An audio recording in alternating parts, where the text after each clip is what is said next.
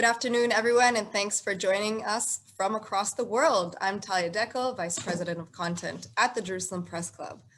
Last night, we had a fantastic opening night. We were honored to hear from the President of Israel, Ruby Rivlin, and Chief Fact Checker of the Washington Post, Glenn Kessler. We also presented the inaugural Uri Avneri Prize for Courageous Journalism to two Israeli reporters, Orly Bar-Lev, an independent journalist, and Gur Megiddo of The Marker. For those of you who missed it, you can find all our conference content on our website. And remember, you can follow all of our programming on social media platforms. Today's program includes two outstanding journalistic projects covering controversial events in the US and in China, as well as a panel of some of Israel's most prominent reporters who will discuss their experiences during the pandemic. The common denominator for all of our speakers has been the institutional challenges they have faced to try and uncover their stories. Before we begin, I'll remind viewers that if you wish to engage with the speakers, you must log in over Zoom. Our first session today explores the award-winning podcast, The Outcrowd, a project of This American Life. The program deals with the human impact of former US President Trump's Remain in Mexico policy on asylum cases and is the first to win a Pulitzer Prize for audio reporting in May of 2020. Joining us today are two reporters and a member of the podcast staff who collaborated on the project. Emily Green is a Mexico-based correspondent for Vice News. Previously, Emily freelanced for 3 years from Mexico for numerous outlets, including NPR, Public Radio International, Vice, and The Intercept. Emily worked at the San Francisco Chronicle covering local politics. Molly O'Toole is an immigration and security reporter for LA Times Washington, D.C. bureau. She served as senior reporter at Foreign Policy, covering the 2016 election and the Trump administration, reported on politics for The Atlantic's Defense One, and was news editor at the Huffington Post. She has reported across the world for the Times, the Washington Post, The Atlantic, the New Republic, Newsweek, the Associated Press, and more. Molly was also a 2020 finalist for the Livingston Awards for Excellence in International Reporting. And Nadia Reiman was the producer of The Outcrowd, for which we are here to speak about. She was senior editor at NPR's Latino USA and the recipient of the National Association of Hispanic Journalists Ynet Award. It is such a pleasure to have you all here with us today. The floor is yours, ladies. Thank you so much for having us. We're really excited to talk to everyone about our work on The Outcrowd. I am Nadia Reiman. I am the producer of the show. And we're going to be talking to each other and sort of interviewing each other through this. So if you see us talking to each other, that's what that is. So we want to start off by sort of talking about how The Outcrowd came together and how we conceptualized the show. So when the Outcrowd took about 6 months, I want to say, from inception to full completion as a project. And it started off because I've been covering immigration for a long time, and when I saw the so-called Remain in Mexico policy start to brew up, it felt to me that it was going to be something that was going to fundamentally change a lot of things in the US, not only in terms of immigration and immigration policy, but also there's this conceptual idea that the US has of itself as a place of refuge and a place of welcoming all kinds of huddled masses. And this was a complete departure from that in a way that I was curious if it was going to have repercussions and long-lasting effects. And so I started to talk to folks on the ground, especially a lot of organizations and lawyers that were dealing with migrants directly that were being affected by this when it first started to roll out. And one of the lawyers I spoke to said to me that they were really shocked at how big this was and that they thought it was bigger than family separation. And so that to me said that there was something about this that needed to be sort of to bear witness to. And so I started to sort of think about how to do that as our show. And we at This American Life, we don't sort of set out and say, okay, I'm going to make a whole show about this concept. We sort of say, I want to do a story about this. But I kind of, from the very beginning, felt that there was so much going on that one story was going to be very hard to find one story that was going to show the breadth of this. And I felt that kind of shaping a whole show around it would give people a sense of how big it was. And, I've been following the coverage of reporters like Emily and Molly for a long time. And it was so excellent and so thorough. And I felt like for some reason, the average listener just wasn't getting the sense of how big this was and wasn't getting really in the weeds of why this mattered in a way that I knew that the immigration reporting community sort of knew, because they were on the ground and covering all of this all the time. So my goal when I started to put the show together was to sort of bring people into this world and let people see how big this was. And so to do this, I was very clear that I wanted just some basic parts. I wasn't exactly sure how the whole show was going to come together, but I knew for sure that I wanted something from the people that were executing these policies. And I started to read up about what those people felt and thought. And when I found Molly's reporting on it, it was by far the piece that I felt was the most human and the most thorough. The breadth of voices that she was able to get from asylum officers and how honest they were being. It sounded like people just sort of talking and having a beer and letting you know what it was like in their office, what it was like in their minds as they were doing this job. And so my first goal was convince Molly to work with us on this. And I knew if Molly said yes, and if we were lucky enough to work with her, then we could sort of build a show at that point. The second part that I really wanted was something about kidnappings, because I knew from talking to sources on the ground that this happened a lot. And I think people didn't quite realize how much it was happening, how massive it was, how much it was almost like people were waiting at the gates where migrants are coming back into Mexico ready to sort of start this kidnap machine. And so I was working with a producer named Lena, who hadn't done a ton of immigration coverage up to this point. So she was just kind of like, give me anything that you need to do for the show. And I was like, find me a story of a kidnapping. But the thing is that most cases it's people with kids. So I want something that sort of shows that. And then we were lucky enough to get Emily's story for that. And we'll get more to that in a minute. And then the first part of the show that you hear, which is the intro where you're in Matamoros, that part came together last. And it came together last because we were sort of looking at different places along the border where we knew tons of migrants were, to sort of show people, I wanted something to show people how big this was.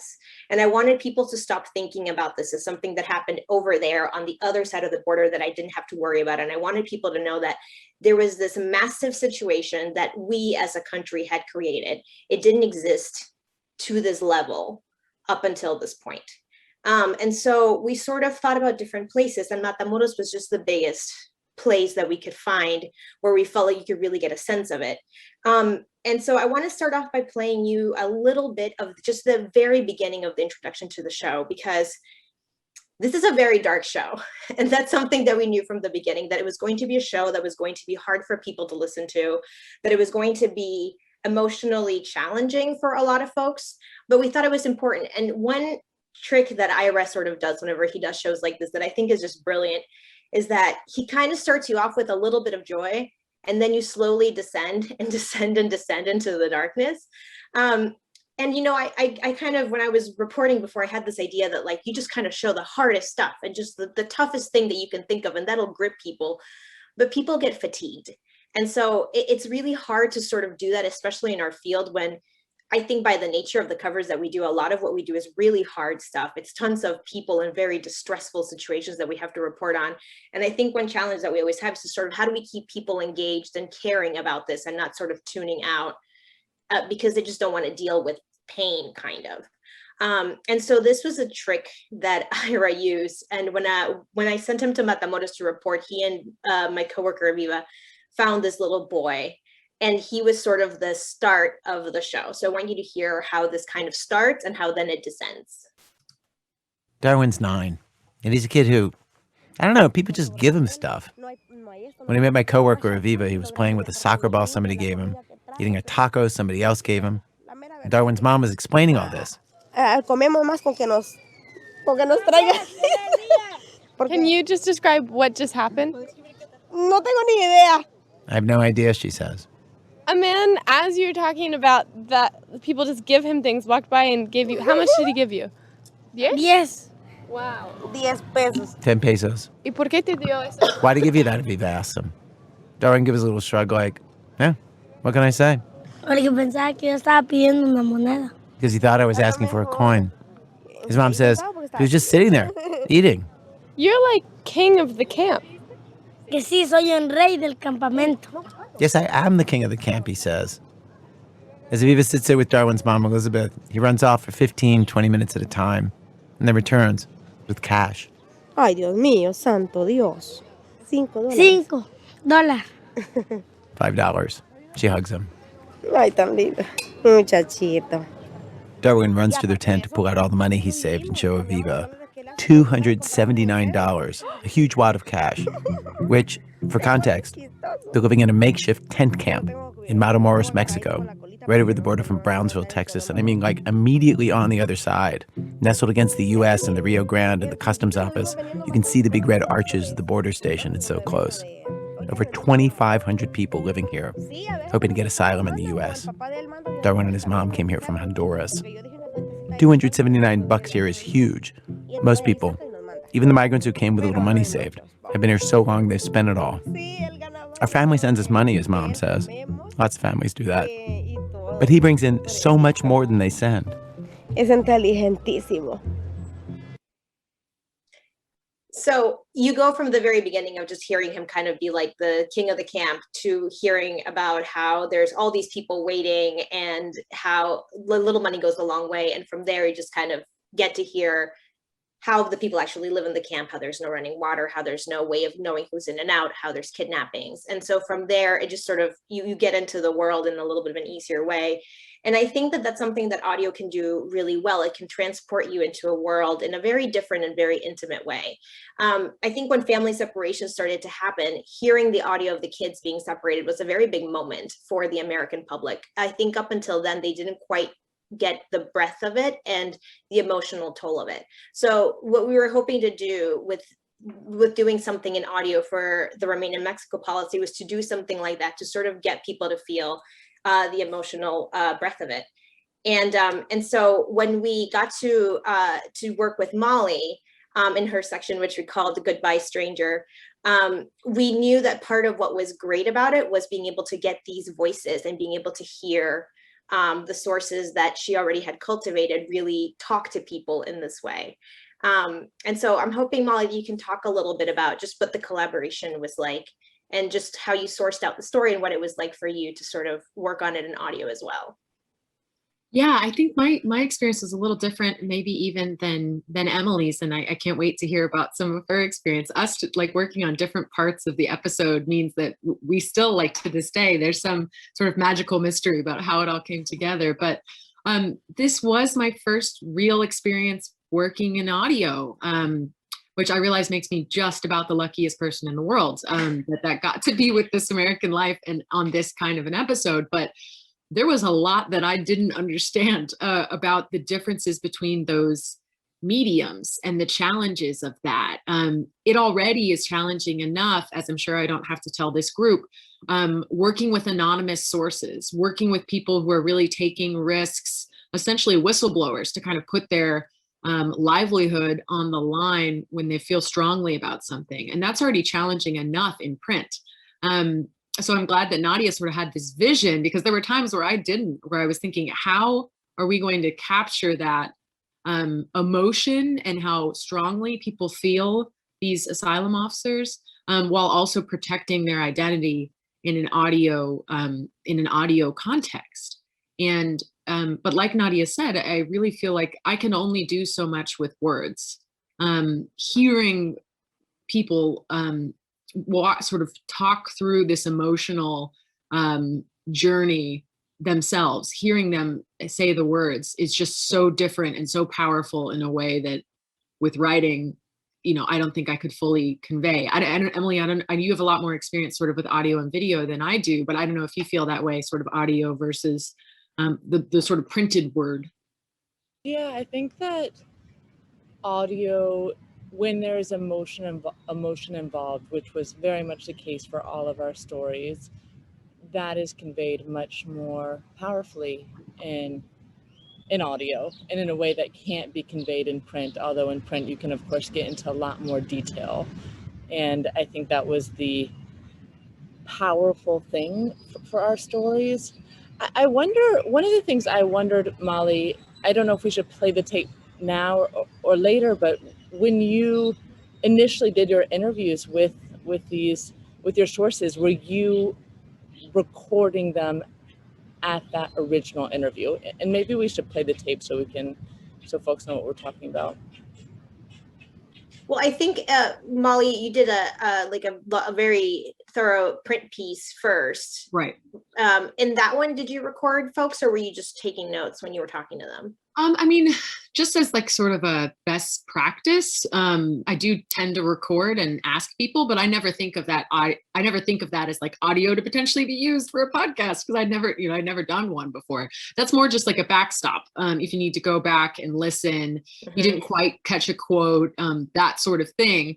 But no, I mean, what this emerged out of was actually like probably about a year of reporting on Remain in Mexico. And I, like Nadia, was really interested in not the sort of official with the title, but the people like on the front line who were actually implementing this policy, because asylum officers they're kind of amazing experts. They're often immigration lawyers that have like the Immigration and Nationality Act, like the foundation of the US immigration system, basically like memorized in their head, but they also know these intimate details about a dozen countries around the world and the factors that might lead people to leave and seek asylum. They're really amazing people that I was sort of intrigued by their role that they played. They're sort of the protectors of the United States to make sure that people aren't taking advantage of this system. But they also have a very sort of humanitarian job that requires a lot of expertise. And they're hearing people walk through some of the worst moments of their lives. And then they have this sort of power as these gatekeepers to decide whether they make it to the next step. So this had been like the product of months, even a year probably, of building trust with those asylum officers. But then when This American Life approached me, which I was so excited about, we went through that again. We redid the reporting, like the reporting, and not redid, it's even the wrong word, because we were sort of doing fresh reporting where we really could just zero in on that role and how they felt about this policy in a way that I couldn't do in print, because we sort of couldn't get that deep. You did the interviews. Yeah. We went, we also had to like sort of make sure that the asylum officers were on board and that trust that we had built like extended to this, to this medium. Luckily, most of them were fans of This American Life, which was helpful. If they hadn't known or been familiar with the podcast or the forum, I think it might have been different. But yeah, we went back and we talked to them for hours. Yeah, we often have to do that, I think, at TAL, just because we're very greedy with our time. Like, our interviews are, I think, on average 3 hours. Sometimes they're 4 hours. For most stories that I do, there's at least 2 interviews that are around 3 hours each, just because we have to have people walk us through the moments and sort of give us a reflection and the plot in a way that anybody can sort of follow, because we don't end up knowing what parts are going to end up working. And so, I mean, I think I imagine, Molly, that you had to be like, I know the answers to these, but I'm sorry, I'm asking you all this stuff again.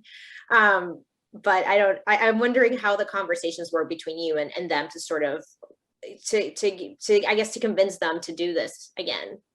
Yeah, I mean, luckily, because This American Life has such a reputation and history for really, I mean, I think This American Life is sort of the founding, program for this kind of long form narrative journalism that isn't audio journalism, that's not in, it kind of, I mean, I feel like Ira's whole thing, right? It's sort of like, screw the format. Like, we're going to reinvent this. Yeah, a little. Where it's not sort of narrowly structured around a news event. Like, often what I find powerful about This American Life, and I feel like all the podcasts that have sort of come in its wake, is it's often like investigating like a feeling, like an emotion. And that's where I think it like draws its power. And so I think the power of the episode, and including in Emily's section, is sort of the conflict, the inner tension. You like hear people sort of wrestling with their consciences. And so it actually didn't take that much convincing for people. They knew about This American Life, and they knew that they would really engage with the tough aspects of this policy, which is what they were doing themselves. And I think that's why they were willing to talk to me and why they were willing to do this. I think they trusted that This American Life would do justice to the stories, not just the asylum officers, but also the people being impacted, obviously, by the asylum policy. At first, particularly with Doug, who's the named asylum officer, he's on the episode as himself, speaking in his own voice. When I first connected with him, I actually first connected with him basically when he had just become what's believed to be the first asylum officer in the country to refuse to do this policy. Essentially like kind of refuse work orders. And over a couple months, I'd kept in touch with him, and ultimately he decided to come on the record on the episode in his own voice, to not be anonymous.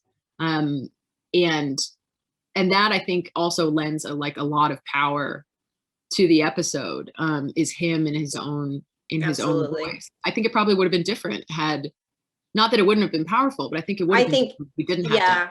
I think it would have been different. I think it really was amazing that he decided to do that, and I feel very grateful that he decided to do that, because I do think having him in contrast. I also think that maybe it's a good time to talk about how we use the voice actors for the ones who wanted to be anonymous. One of the things that we struggled with, and Molly and I talked about this a lot, and we also talked about it internally with editors of This American Life, was how to keep Molly's sources protected when we did the story. Obviously, when you have an anonymous source in print, you can do it. There's kind of like not a lot of there's a lot of back end gymnastics, but front end, you can just write it and say the source said, right? But when we're going to do it in audio, we were like, how do we do this? How do we make sure that these folks are protected? And we went through sort of like a bunch of different ideas for how to guarantee their anonymity and how to make sure that they weren't going to be outed. And we discussed changing their voices with software. We discussed like pitching them down, doing all of these different things. But ultimately, I think for us as audio makers, we knew that you could just put that through a program and undo it. And we weren't really, I think, as fully aware as I think Molly was at that time, that the people, their bosses at USCIS would be very intent in figuring out who these folks were. And so, Molly and I talked about it, and we were both kind of like, I don't want to do anything that like even remotely puts at risk their identity being revealed in some way, shape, or form.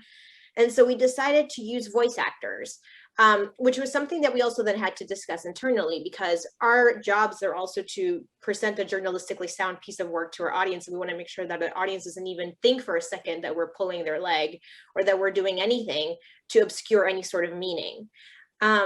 And so we decided to cast folks for the 2 asylum officers that wanted to be anonymous.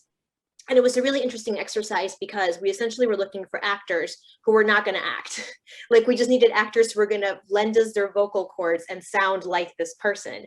And so we went through a bunch of takes where I refused to send them anything that they could download on the internet so they could practice. So I played them stuff on the phone so that they could audition.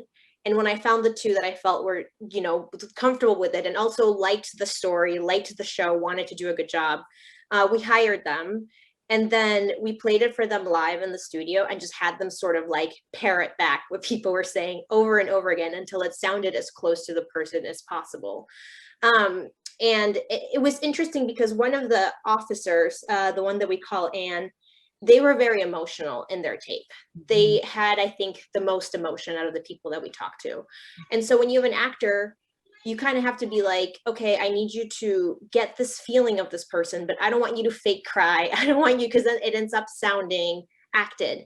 And this is what it ended up sounding like with the voice actor. I'll say this, the administration's been successful. What do you mean? They want negative decisions. They don't want asylum seekers in this country. They don't want people to get positive decisions or determinations for asylum. They have felt that the standards for screening interviews were too low, and they wanted those standards changed and those standards raised, and they've succeeded. what do you think the administration's end goal is? No more people from shithole countries. Anne throws up in the shower almost every day. She has recurring nightmares. She says she can't focus, can't sleep. She thinks about the people she's returned to Mexico all the time. It's nearly 100. But there's one family in particular that she can't stop thinking about. A father and son. Why do you think that case sticks with you? Kid was really young. What happened to him? Did his kid get kidnapped? He get murdered? It's happening. It's happening a lot. What was that? And then, what's my moral culpability in that? I interviewed that case and my signature's on that paperwork. And that's something now that I live with. So, yeah, I feel in some ways that this administration's made me a human rights abuser.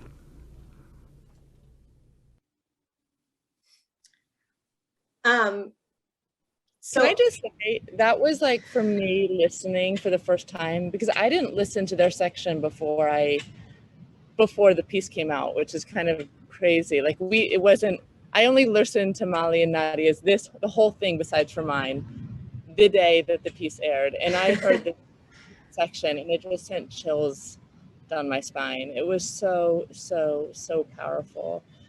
And I guess I have so many questions about this, but one just basic one is out of curiosity, how many voice actors did you interview before you came upon her? Like before you decided this was the one? It was about 3, so it wasn't bad. We have somebody that works in our staff that does a lot of the rights to films part of our job, and she knows a lot of casting directors. And so I was sort of running around being like, okay, I need voice actors, but I need voice actors that are chill and that are going to be okay being directed, and they're going to like not overact, and also that care about this. And also I can't send them anything and I can't tell them anything about it until I talk to them. And so she set me up with a bunch of people through a casting director that fit that description. And so then I just sort of listened. I watched their reels. I listened for voices that sounded at least like tonally a little bit in the same ballpark as Anne and as Ursula. For the two of them, amazingly, Ursula was the easiest to cast. That voice actor came in and she just read and it sounded exactly like her, and it was like 2 takes, and I was like, okay, we're done, but this one was a little more difficult because of the emotion, and because we're trying to get the emotion right and not having it come off over the top. So it was like maybe like 3 people for this one before we ended up with the person that did it.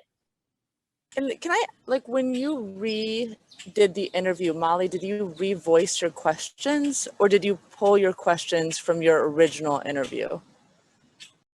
I think it was the original, but it was the original. Yeah, it was the original. We have everybody on 2 separate mics. So there was no, thankfully for the parts we ended up using, there was no bleed through of the actual person. And I think maybe at one point there was, but we were able to mask it by putting the voice actor over it, so it sounded the same. But those are Molly's live questions with the asylum officer. The only thing different is the asylum officer's voice has been swapped. Clearly you can tell, because I probably shouldn't have interrupted them, but it's just sort of like your impulse. There's part of print reporting too that you have to learn how to interview a little bit differently, where it's sort of you take your chances when there's a pause or something. You sort of get the next thing in, and that's something Nadia really helped me with. I mean, you have the opportunity to let people really sit through their emotions and work through it. So that part is very faithfully conveyed, my interrupting. But honestly, those for me, it sounds we natural. Love those parts because it sounds exactly. That's how people talk. Yeah. Like I love those parts. It's simply. I also love when people swear, because I feel like that's when they're comfortable. Like they're being the most themselves.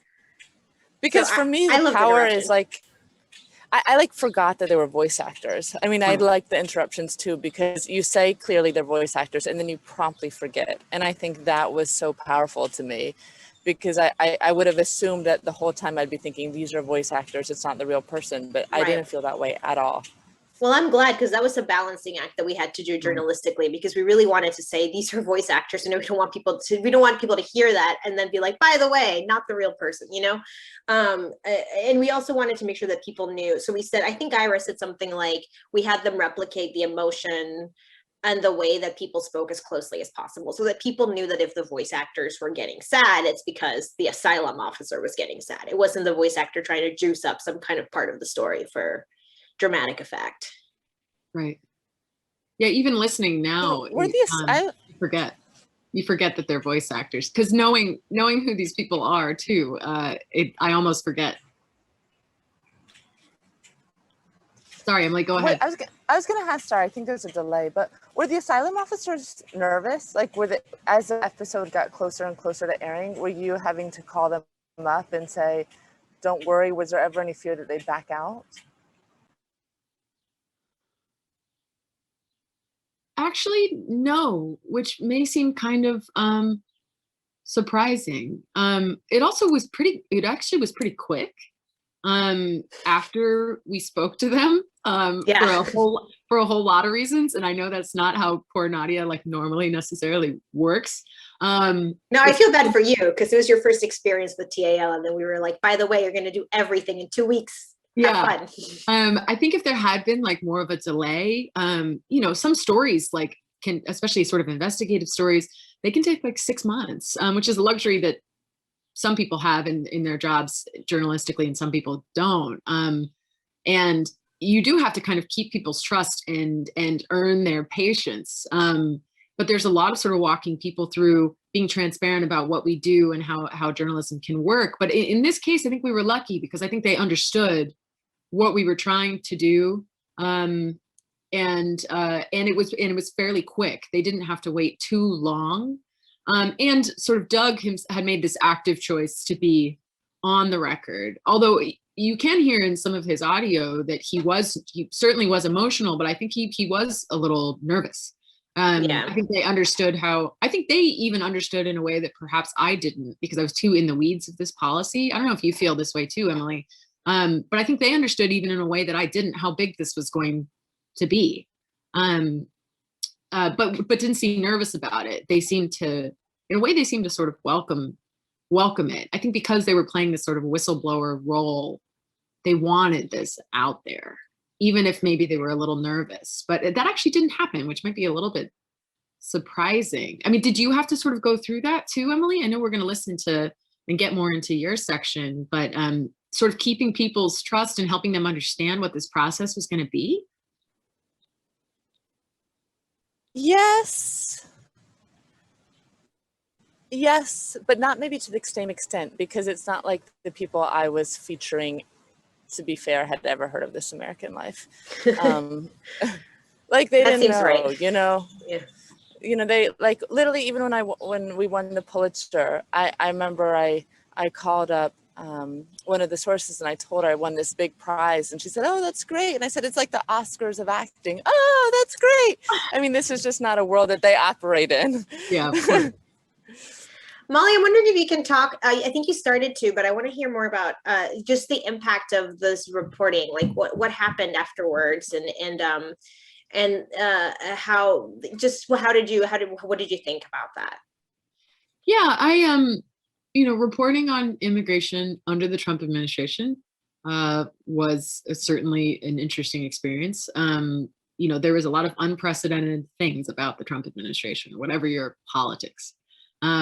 There's a lot of sort of talk about the media as fake news, and how there was a sort of deep state that was sort of opposing the Trump administration from the inside. And it was really interesting seeing people's reactions, particularly to the asylum section, because it was sort of one of two things. Either people were really upset at the asylum officers for remaining part of the Trump administration, for like staying on the job. And if they were opposed to this policy in such a visceral way, why did they keep doing it? Or people on the other side who maybe were upset that there were these, like, quote unquote moles in the administration who who didn't believe in his policies. But like, of course, that happens in federal government. It's a huge thing made up of humans, made up of human beings who have their own opinions and feelings about, even as they're doing their jobs and doing their jobs faithfully, like they can be conflicted about that. So those reactions were really surprising, but it wasn't necessarily surprising that within the government itself, that I was sort of made aware by some of the asylum officers in the episode and by others that there was a sort of quote unquote witch hunt going on to sort of try and find the sources, whether for this podcast or for some of the reporting. There was a lot of mistrust within the government. And this sort of became part of that, where people were sort of trying to find them. And then not just my reporting, other people's reporting as well. But that was one response sort of from this episode where they sort of reiterated that you're not supposed to talk to reporters if you're sort of a everyday civil servant. The act of speaking became political under the Trump administration. I suppose in a way it always has been, but especially in this sort of hyper-polarized environment around immigration. And to this day, I don't think that they have ever found them. Yeah, I don't think they have. But it was definitely something, it was something, it was sort of an active response to the podcast. And when you were talking with them, were you using things like Signal or Telegram, or were you just on, maybe I shouldn't ask this, but I just wonder if you took real precautionary measures, or if that was a fear for you that they would start tapping your communications.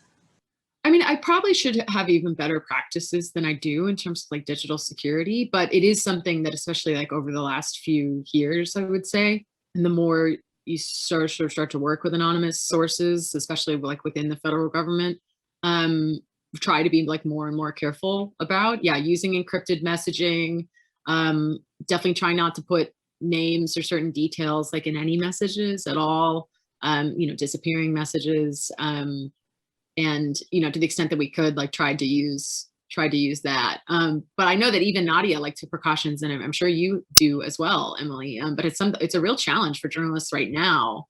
But also I feel like the technological capabilities are such that there are also a lot of ways in which you can protect communications that maybe didn't exist before. But I think even with the episode itself, you were like pretty careful, right, Nadia? Yeah, we didn't have anything. We normally have transcriptions of the interviews sent outside to get them transcribed and bring them in, but we didn't do that. We did all the transcriptions in house. We didn't put them up on Temi or any of those like, robot logs to do anything. So we made sure that nothing was in a hackable place as much as we could, just in case.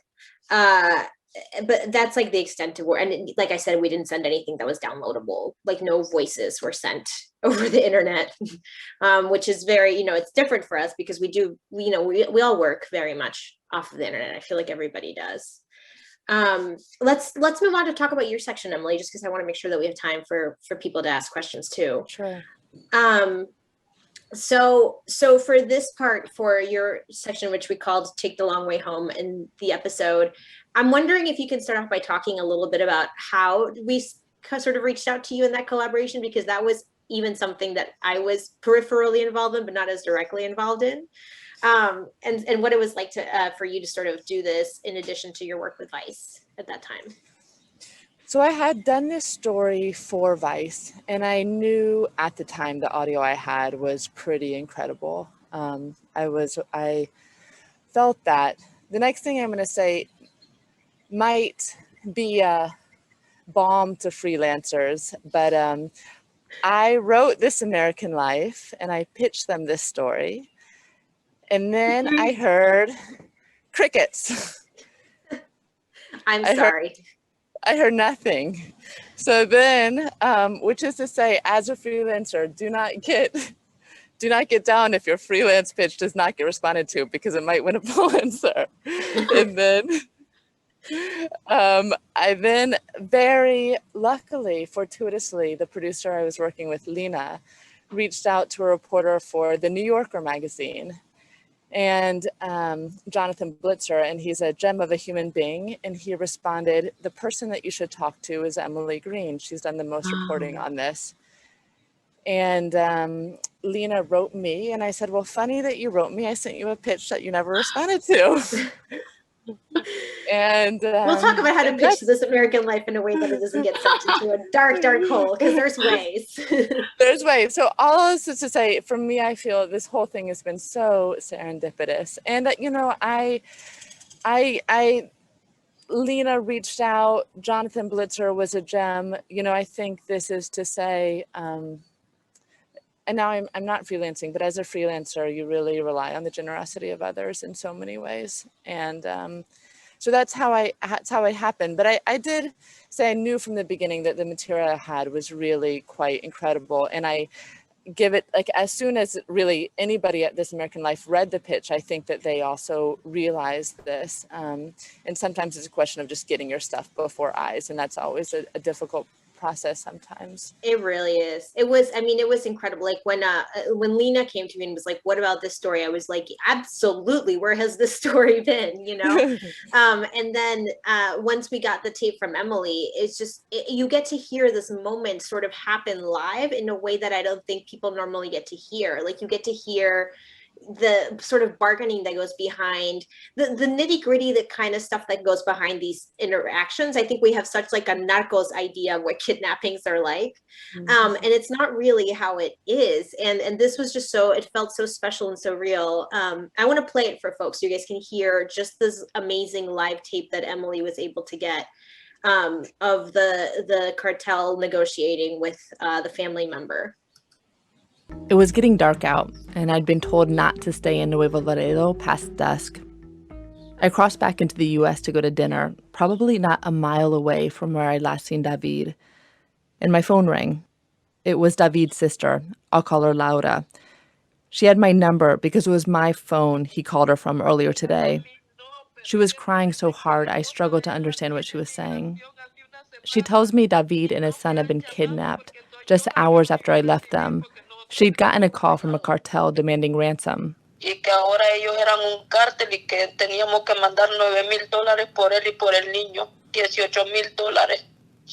Laura says that the cartel told her the ransom was $9,000 for David and another $9,000 for his son, so $18,000 total. They put David on the phone briefly so she knew he was alive, and then the kidnappers got on. Okay. And I told them, where in the world are we going to get this money? The man on the other end told her she had to get the money. He said he'd call back tomorrow. I asked Laura to record the phone calls. Buena. And she did. When they called the next day, she put them on speaker and used a relative's phone to shoot video of it. Es que no tengo nada, estoy viendo la manera, pero nosotros no tenemos dinero, muchacho. Viera cómo estamos ahorita de los nervios. They tell her, I need you to deposit the money as soon as possible, viejita. Viejita means old lady. Laura is 38. She tells them, again, that she has no money, that she's sick from anxiety. In her conversations with me, Laura is scared, crying. But when she talks to the kidnappers, she holds it together. She asks if David and his son are okay. The kidnappers tell her they have food, that they can bathe, for now. Each call only lasts a few minutes.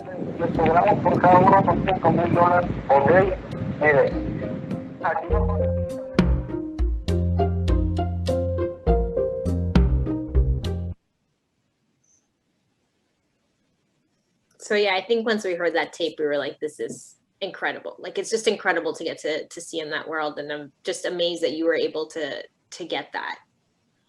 Yeah. How did you get it? I mean, that's one of my questions. I mean, it's amazing that, like, as a freelancer, also, like, this serendipitous thing happened where you could be connected with This American Life. And as a former freelancer, I sympathize so hard. But how did you get this tape? Like, that's one of my main questions. And then how you grappled with, like, your own role. Like, you sort of found yourself in the middle of hostage negotiations, essentially. Yeah. Like, how did you get the tape? And then how did you handle your own role in this? Well, because Spanish is not my first language, I record everything. And I think that's just a reminder that sometimes the thing that slows you down, and sometimes I'm just like, God, I wish I spoke Spanish better and could write Spanish better, is also the thing that makes tape that also can be beneficial. And so in some ways I feel very lucky that Spanish wasn't my first language in making this, because I got all this kind of tape that I might not have otherwise, because I could have just written it down. But essentially I met this man on a bridge. He and with his son, and he was terrified of being kidnapped, and he asked to borrow my phone to call his sister in the United States. And I lent him my phone, which I've had a lot of questions about the moral implications of lending somebody my phone, and that could be a whole 3-hour-long discussion. But at any rate, I made that decision to do that. This sister called me a few hours later, said her brother had been kidnapped. And I recorded everything. I mean, it just in part because she was crying. I was having trouble understanding her. I wanted to make sure I got everything. And so when I was recording it, I wasn't thinking about audio in that moment. But I did ask her to record the negotiations with the cartel. And I think there was maybe a couple reasons going on. I mean, at that moment, I had no relationship with this family. I didn't know them from anybody. And I wanted to make sure perhaps that I wasn't being taken advantage of. And so there was part of me that was like, I need a little proof. Like I just need, but I also knew there was another part that was like, we hear about this all the time. Where's like, if we could have proof, this would be incredible. And so I did ask her to record it. And the amazing thing about Laura, that's the sister of the kidnapped victim, is she managed to do it. She is an incredibly resourceful human being. And I never ceased to be amazed by just how resourceful, because honest to God, if someone said to me, record the ransom or the extortion calls, I would be like, how do I do that? You know, and the fact that she figured out how to do that was incredible. In terms of being in the middle of it, it was terrible. I'm not gonna lie, it was like I felt pretty crazy for about a month. And it was really hard. And I think that sometimes now that we've received so much accolades for this show, and I know that it ended up okay, it's easy to forget. But I was out of my mind, to be honest. I really remember like one day trying to take a run as this was going on and just sitting down on a park bench and crying.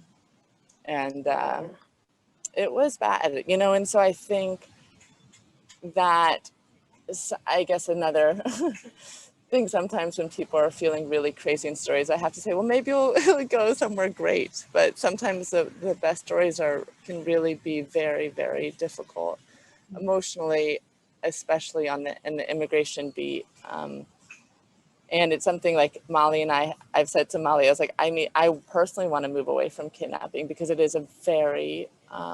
yeah, I can't imagine like just covering that over and over again. Yeah, it really is. It's not fun. Yeah, that makes a lot of sense. Do you know what happened afterwards? Like what happened to the family? Mm-hmm. Yeah, I'm still in touch with the family. I mean, so this family, the father and son who were kidnapped, they eventually went back to Honduras because it just was untenable that they were going to stay in this incredibly dangerous city and apply for asylum. But the amazing thing is they made it to Spain, of all places. And I think that goes to, yeah, it goes to show like this was not the poorest of the poor. Like this was a businessman. This is someone who was forced to flee his home, but he had a passport. And I think sometimes when we think about asylum seekers, we're just literally thinking of the absolute poorest of the poor, but that's not the case. And so he made it to Spain, unfortunately, right as a pandemic hit. I still talk to him and his son. They call me, you know, at least once every 2 or 3 weeks, to be honest. They call a lot. And it's it's an unusual connection that we would have, I would say. And I think that in the making of the show, there were many questions about what were my ties to this family. And they were hard questions. And people have asked me a lot about this moral implication of being a journalist and also being in the middle of someone's worst nightmare, and how do you deal with that are you a neutral standby?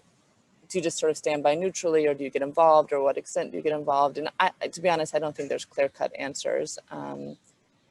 But I was very scared in the making of this episode, actually, and I expressed some of this fear that it would be a backlash on me, that my decisions would be questioned. Yeah, I was scared. And of course it's worked out, but I was, there were so many uncertainties in the reporting of this and the making of this, and it's all turned out a million times better than I could have ever imagined. But there were a lot of questions and anxieties. Yeah, I mean, I think it's a hard situation to be in. And part of the reason why the tape that you were able to get was so good and so intimate is because it was a hard sort of gray area situation that you found yourself in, you know? I doubt that that type of tape and that type of access would have been given to you if it was very clear cut. And I also just think that sometimes reporting can get messy in that way. And it's just, I don't know how to avoid that messiness as part of reporting it, rather than being, all I can think of is, you know, one of the things that I liked and appreciated about your story was, you know, that you were upfront about the parts that you felt messy about. And I think that immediately, to me, gave the story a lot of power because it had all of your honesty behind it. I will say that was very much This American Life, and I probably would have been a lot less forthcoming. And I gave it to This American Life because I was scared, you know. I didn't feel like saying some of it's not that I thought I made the wrong decision. I thought I did, but I also didn't really want to put it out in the world. And I will I give it to This American Life because y'all insisted on it. And I think it was one of the, if not perhaps the most powerful part of the tape was sort of going into that. And so, but I was hesitant and I was scared. And there was even a part very early on in the reporting process, I almost pulled out. Wow. Yeah. Well, we're glad you didn't. Yeah, I'm glad I didn't too. But you know, I think these are messy questions, and as you say, Nadia, that was very powerful, and I'm so glad that This American Life insisted on it. But there was one paragraph, or not paragraph, but one portion of the piece that probably got rewritten 10 times with 10 different voices. Just so you know, that's normal. Yeah, the type of rewriting that we do, that's very normal. But I'm glad you were on board, and I'm really grateful for your part of the interview. And I also don't know if I've told you guys this, but there's been some immigration lawyers that have reached out to me and said that they have used parts of this episode, your part specifically, Emily, to use as evidence of journalists saying that country conditions in Mexico are not safe, to help their clients make their case for trying to skip MPP back when that was still a thing that I think people were trying to do. I want to make sure we leave. Oh, sorry, go ahead. Okay. No, I just want to say, and I think the most disturbing thing, and Molly's documented this extremely well, is that this continues. These kidnappings continue. Yeah. So, and finally, one other thing that I want to say, and then we can move on. The 3-hour interviews that This American Life does is not normal. Yeah, no, it's not. I did radio for a long time, and my role was no longer than 25 minutes. Yeah, no, it's very much an us only thing, which is why I feel the need to explain to people all the time that we are sorry, we're very time greedy. Thank you so much. We probably will talk to you for more than you want to talk to us, but that's kind of how it goes. Yeah. I want to make sure that we leave time for questions. I don't know if you guys have anything else that you want to ask of each other before we turn it to everybody else. We could do this all day, I'm sure. So let's take some questions. Okay, well, first of all, thank you guys. That was just really, really both interesting and difficult to hear about. The issues themselves that you've been reporting on are not easy at all to cover. We have a question from Israel asking how your team dealt with the emotional aspects of the job. Wow, I don't think we're all still sort of dealing. I mean, at TAL, we're all still sort of dealing with the emotional aspects of the job. I think that's something that we as reporters haven't quite figured out, is how to give ourselves the time to sort of admit that what we have to report on affects us. And I don't know if you guys feel the same way, Emily and Molly. I know you guys are on the ground a lot more than I am. So. Well, and Emily, even way more so than me. You know, I'm based in Washington, D.C. So I sort of have to like convince people to let me out of the Capitol. But you know, and then with the pandemic, that also has totally changed the dynamic of what we do in a way that you're doing this like very emotionally wrought, sort of high stakes life. You know, some of these situations are sort of life and death, and now you're doing it over the phone. To you know, a lot of times. And that's really hard too. But yeah, definitely. I mean, I think we as journalists should talk about it more. I think it's really difficult, but I don't think we should like sort of pull back from our humanity. I think to the extent that we can, we should like lean into it. And I think that's what this episode does. But it is really draining.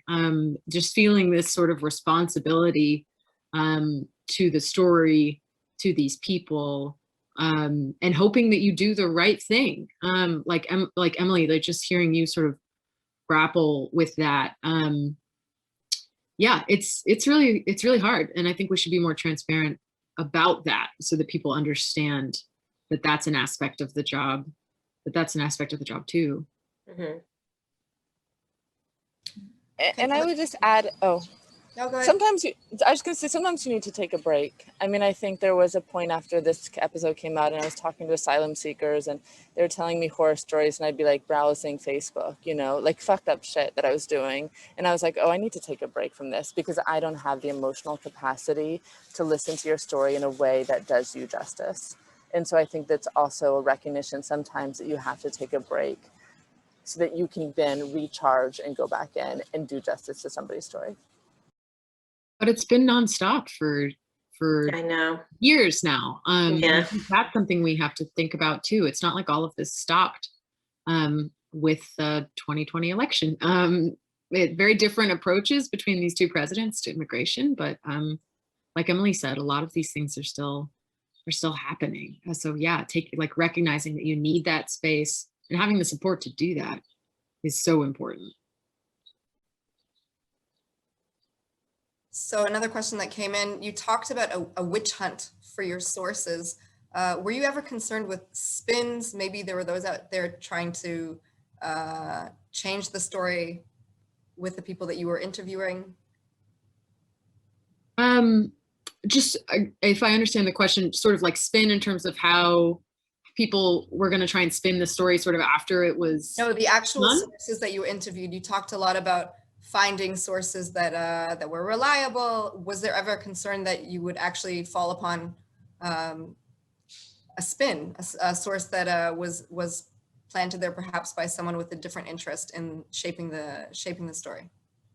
In this case, no, but I think that also is partly because I had built this relationship with these sources like very painstakingly over a pretty long period of time, especially in journalism, right? Like a year is like an eternity. And I think, yeah, at the beginning of those kinds of sourcing relationships, you're kind of testing each other out. You know, what are and you really do have to examine like, what are these people's motivations? What are my motivations? And how do they know what they know? And that's definitely part of building sourcing relationships, building that trust. You know, you have to build that trust in each other while still being able to maintain your sort of, you know, your journalistic like incredulity, like to sort of, your baseline is to be a cynic, right? But we had built these relationships over a long period of time. Had it not been that way, had I just like, my first call with them was last week. I don't think that this ever would have come together like this. So if it hadn't been that way, I think it would have been different. But at this stage, like the stage in which we did the episode with these sources, I was not worried about that. How the episode was going to be perceived, like, and spin that way. It's always something that like we're concerned about, especially in a really hyper polarized political environment. But at some point you just have to do your best work and kind of put it out there in the world and let that go. Like you're concerned about how other people will perceive it, But that aspect of spin, it is something that I have to like actively work to let go, that someone's going to sort of misinterpret a story. Just one more question. I see that we're almost out of time. We do have a few more follow-up questions, so what we haven't had time for, we'll send to you separately. Molly, you said that each episode had to be created from scratch. So how then did you guys decide how each theme would be presented, which would go into each episode, and how that would look? You mean each interview? Each Yeah. interview was redone from scratch. Yeah, I think Nadia probably could even speak better to that. I mean, we knew we wanted to talk to them about this policy and their experience with this policy. That was that was the framework, but it was. And I think one of the useful things about it was Doug had a very clear plot to what happened to him. Like he had like a moment when he decided he didn't want to do it anymore. He wrote a letter, he took action, he quit. So it's like, that was like something that gave us like a structure for that story. Because we knew that there was like a beginning, a middle, and end to what Doug had to do. So that was sort of like the backbone to that story, was the actions that Doug took.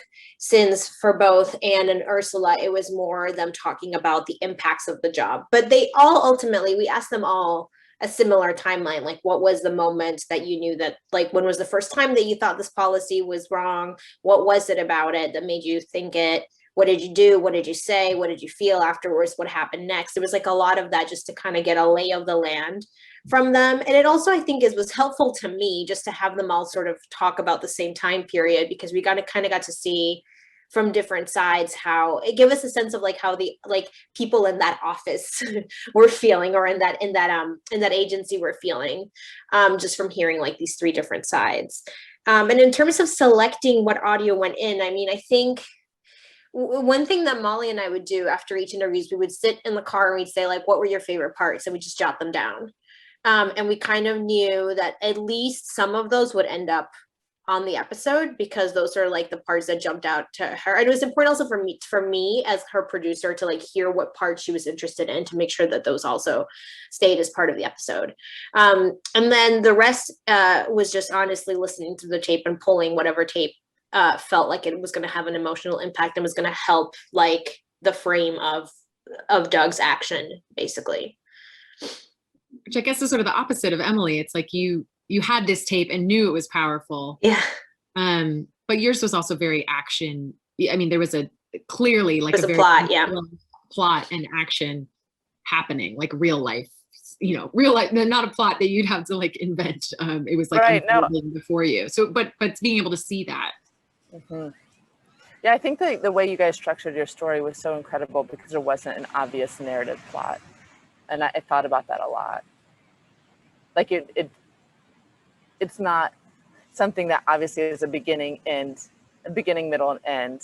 Although now that what you said that about Doug, I'm going to go back and re-listen to that part. But I mean, I always need something like that, because I'm not sophisticated enough to come up with how to make a story with like loose plot, no plot. I'm like, I need some action to hang this onto. So even if it's little, and it was, I think in the grand scheme of things, like I saw this thing at work and then it made me mad and I quit, is like not like a very like complex or compelling plot line, but because of who Doug is and who these asylum officers were or are, and sort of their thoughts and feelings as part of the whole system, I think that raised the stakes a lot for that plot line. All right, guys, well, I'll just finish up by saying that you have a lot of fans in Israel for This American Life. Oh. We're all very excited to see what's next. Thanks so much, Emily, Molly, and Nadia. Thank you all so much. Thank you. All right, the conference will now break for about 12 minutes, and we'll meet up again at 5:45 p.m. Israel time. Feel free to leave the stream open. If you lose the window, you can always come back to us with the link appearing in your confirmation email. Goodbye for now.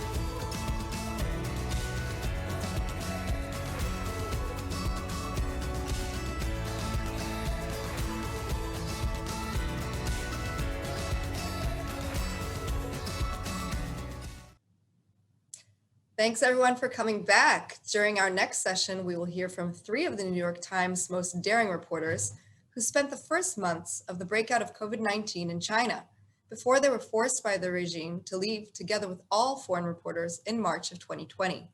One of Israel's most renowned reporters, Nadav Eyal, spoke to them to hear about their trials and tribulations covering developments from a distance. Vivian Wang writes primarily about Hong Kong and the relationship with the Chinese government. Previously, she covered New York state politics for the Metro Desk. Amy Chin, herself a citizen of China, writes about Taiwan, covers the intersection of politics, culture, and society in China. She has covered its global soft power campaign, the emergence of its vast censorship apparatus, and how its people cope under such controlling conditions. She was based in Beijing, and her reporting took her from the front lines of the coronavirus epidemic in Wuhan to the anti-government protests in Hong Kong. In 2020, she was one of the Times finalists for the Pulitzer Prize for exposing China's crackdown on Muslim minorities. And lastly, Chris Buckley is chief China correspondent and lived in China for most of the past 30 years after growing up in Sydney, Australia. Before joining the Times in 2012, he was correspondent in Beijing for Reuters. He covers Chinese politics, social and environmental issues, and lately, the Xinjiang region in Western China. The Chinese government has had eyes on Buckley for years, with articles against him being published in state-affiliated media. Nadav Eyal is a senior analyst and columnist for Israel's Yediot Ahronot and a pundit for Channel 10 News, where he previously ran the foreign news desk. Before this, he was formerly a political reporter and European correspondent for Ma'ariv Daily. Nadav is the winner of the Sokolov Prize, Israel's most prestigious journalism award, and was named one of the 100 most influential people in the media for 2011 by the Israeli business magazine Globes. Here's what they had to say. Thank you, Talia. And we are so extremely lucky today to have with us, probably on 3 different time zones, some of the New York Times finest reporters on China and all issues Chinese. This is a freedom of press conference, and all 3 have been covering China for years. 2 of them, Amy Chin and Chris Buckley, have been expelled or have their visas not extended in China in the last year or so, in a crackdown that still to some extent continues against the presence of foreign media.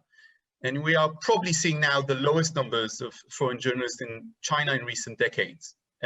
All 3 aggressively report about developments in China from their respective locations. They have covered the country before, during, and after the pandemic, and they have provided readers across the globe with unique insights on a superpower rising.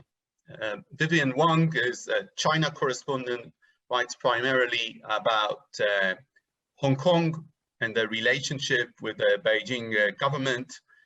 Chris Buckley is the chief China correspondent for the New York Times, been covering China for much more than 20 years now, one of the most knowledgeable journalists about the country, covers Chinese politics and social and environmental issues. Chris, you had basically a list of stories about Xinjiang region in China. Amy Chin writes about Taiwan, covers the intersection of culture, politics, and society in China. And I should say that the Times maintains bureaus in Beijing and in Shanghai, and says that it is hopeful that the Chinese government will allow all reporters to return. And we say that, of course, too. And there are also reporters expelled from the Wall Street Journal and the Washington Post. I want to start off with a general question and invite you all to sort of barge in, maybe start with you, Amy. What did COVID-19 do to China? Did it strengthen xenophobe, authoritarian trends? Did it sort of enhance those? Is it a story of a national victory? Is it a theme of a narrative of the superpower doing what other very strong countries like the US could not do? What's the take home for not only for the party, but even looking from aside? So let's start with you, Amy, and then afterwards, Chris and Vivian. Thank you so much. It's so nice to be with you all today. It's a really great question. And I think, we're still in the middle of the pandemic.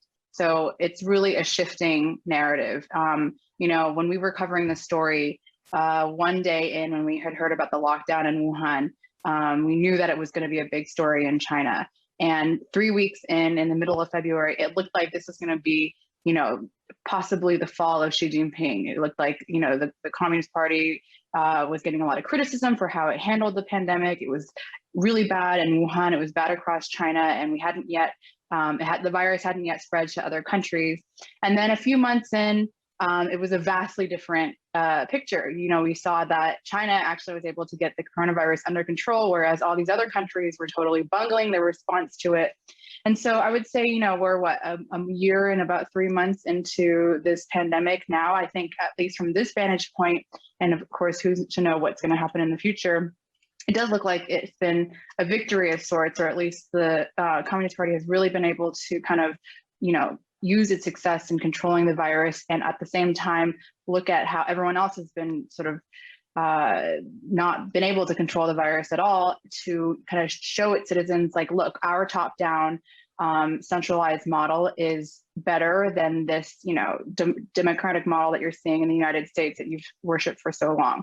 So I do think that it is a victory of sorts, but who's to know what's going to happen? Chris? Yeah, I think Amy covers it very well. For those first couple of months in 2020, there was a lot of anger within China, and certainly in Wuhan, the epicenter of the outbreak, against the government. And clearly that was very uncomfortable for Xi Jinping. It is true that the pandemic is far from over, but I think the Chinese Communist Party has already given its conclusion that its experience of last year vindicates its model of top-down control. And what you see repeated again and again in speeches from Xi Jinping and other leaders is this confidence that China has demonstrated its institutional superiority by overcoming the pandemic so quickly and effectively. Now, of course, we can point to democratic exceptions, countries and parts of the world that have done exceptionally well without the kind of draconian controls that were exercised in China. There's South Korea, New Zealand, Taiwan, and so on. Even so, I think if you look at continental size great powers, the United States, the big countries of Western Europe, Russia, India, the Chinese leadership can make a case to its people now that no other leadership of a large power has done so successfully. So that's a message that has continuing, I do think it does have a lot of pulling power for Chinese people at the moment. Vivian? I would definitely echo everything that Amy and Chris said. And I would just add that the speed with which the tide of public opinion in China turned back in favor of the government after the initial public anger was really quite astonishing. I think it was March or April of last year, I was working with a colleague on a story about how this seemed to be a moment of awakening for people in China, especially young people who were suddenly taking to social media to express anger and political engagement. And we would reach out to people who had just posted something angry on social media a few weeks ago. And by the time that we spoke to them, they were like, no, I've changed my mind, and by the time that we published the story, I frankly felt it was a little bit outdated. So it was pretty astonishing to see how quickly that happened. I want to ask you, Chris, about your experiences because they're rather unusual. You traveled to Wuhan right at the beginning of the lockdown. You were there, if I'm not mistaken, on the first day of lockdown. And then while covering from there, you had your visa not extended, so you could not continue on reporting. You could only observe, which is always, a delicate situation for a journalist. Not to say even, you don't know what to do with all this stuff that you're sort of gathering, and you want it out. I would sort of guess you found your ways, but I want to ask you about your experiences there as a journalist. about how open people were with you during this trauma, which at the time we thought this is a singular Chinese and specifically Wuhan trauma. It's a question that brings back lots of memories and brings back some, memories that show my sort of short-sightedness in the early period of the outbreak. I did go to Wuhan on the morning of January 23, I guess the shutdown was.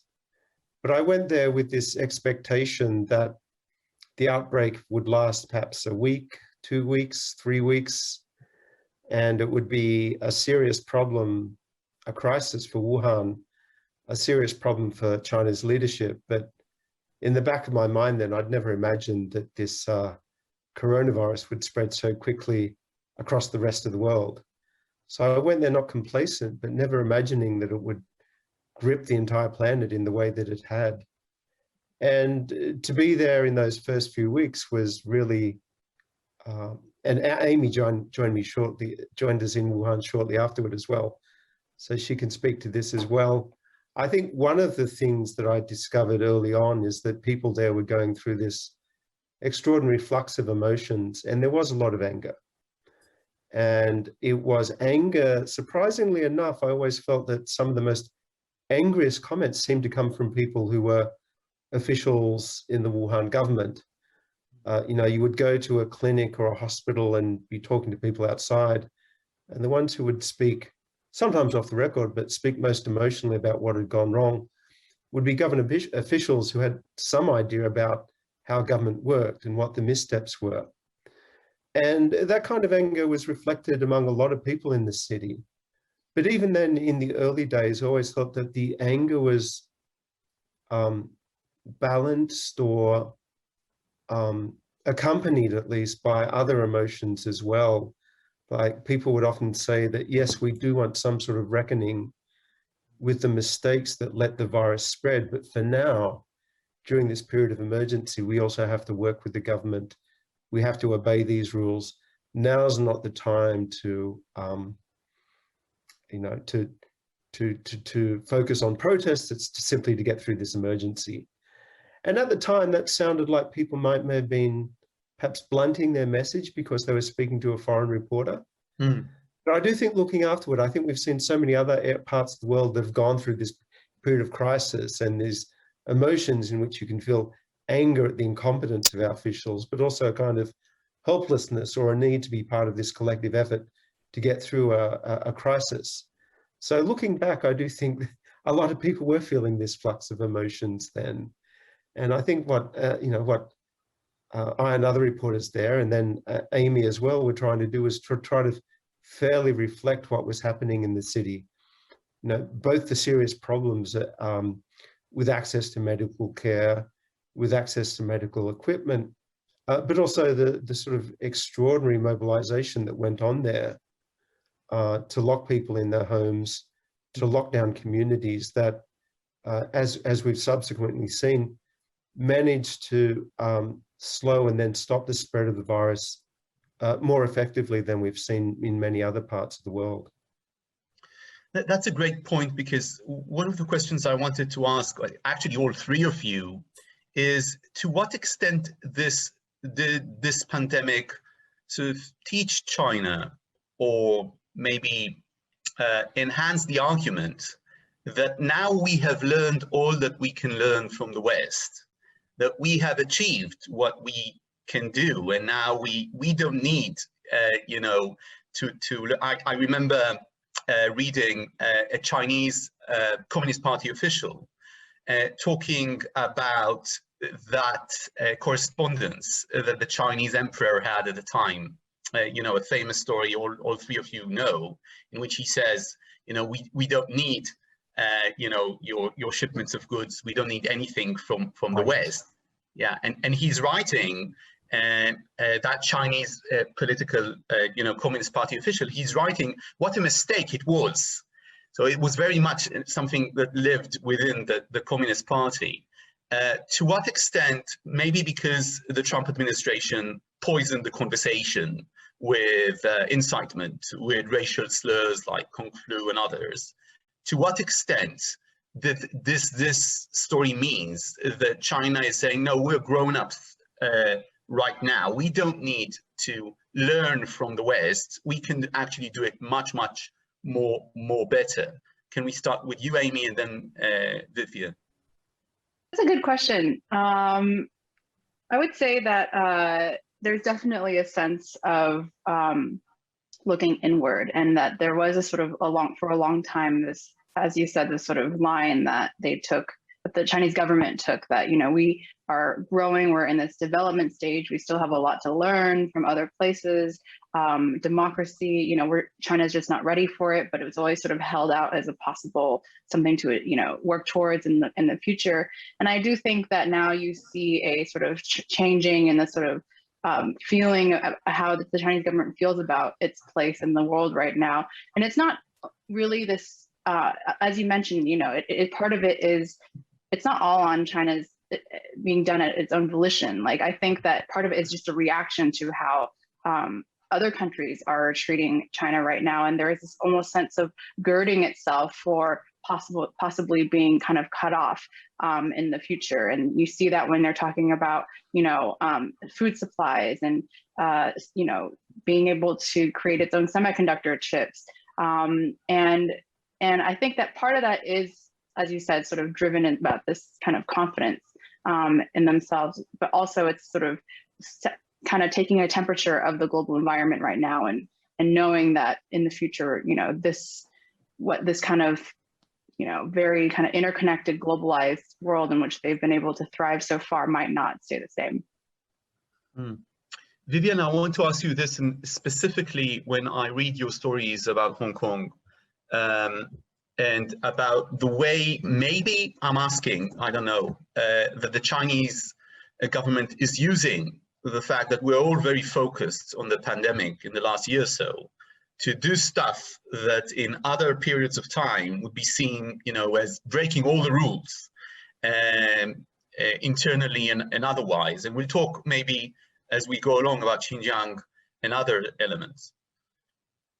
Yeah, it's an interesting question. I think it's not settled. I think Chris and I have discussed recently as well the question of what you see the Chinese government doing to Hong Kong, whether it's a reflection of, a distracted global environment, China's success coming out of the pandemic, or whether this is something that would have happened sort of regardless of the context of the coronavirus pandemic. So I think it's difficult to say in that sense, but in general, we can definitely see that the Chinese government is feeling very confident. It, specifically in the context of Hong Kong, is explicitly attacking this idea of Hong Kong's British and Western identity and background, and saying that that's something that we need to teach Hong Kong to discard, or at least stop clinging to so much, and really start recognizing the rise of China and how much we as a country, China, have to offer to Hong Kong for its future development. Maybe because Hong Kong is seen as a possible model of a Chinese democracy, thus attacking the foundational kind of argument of the party that this is the only way to go, right? Their way. I think they definitely see Hong Kong as a potential sort of launching pad, I guess, for Western governments and other governments to attack the Chinese model. And so any sort of undermining that they can do of the idea that Hong Kong's Western roots have made it stronger are certainly something that the Chinese government would want to emphasize. Chris and Amy, I want to ask you about the experience of being journalist in China, which is not a democracy, so it's challenging anyway. And then having to leave China. And as I mentioned at the beginning, this is a crackdown that began over a year ago and is to an extent continuing. And Chris, you lived in China many years. I think it would be fair to say the majority of the last 25 years.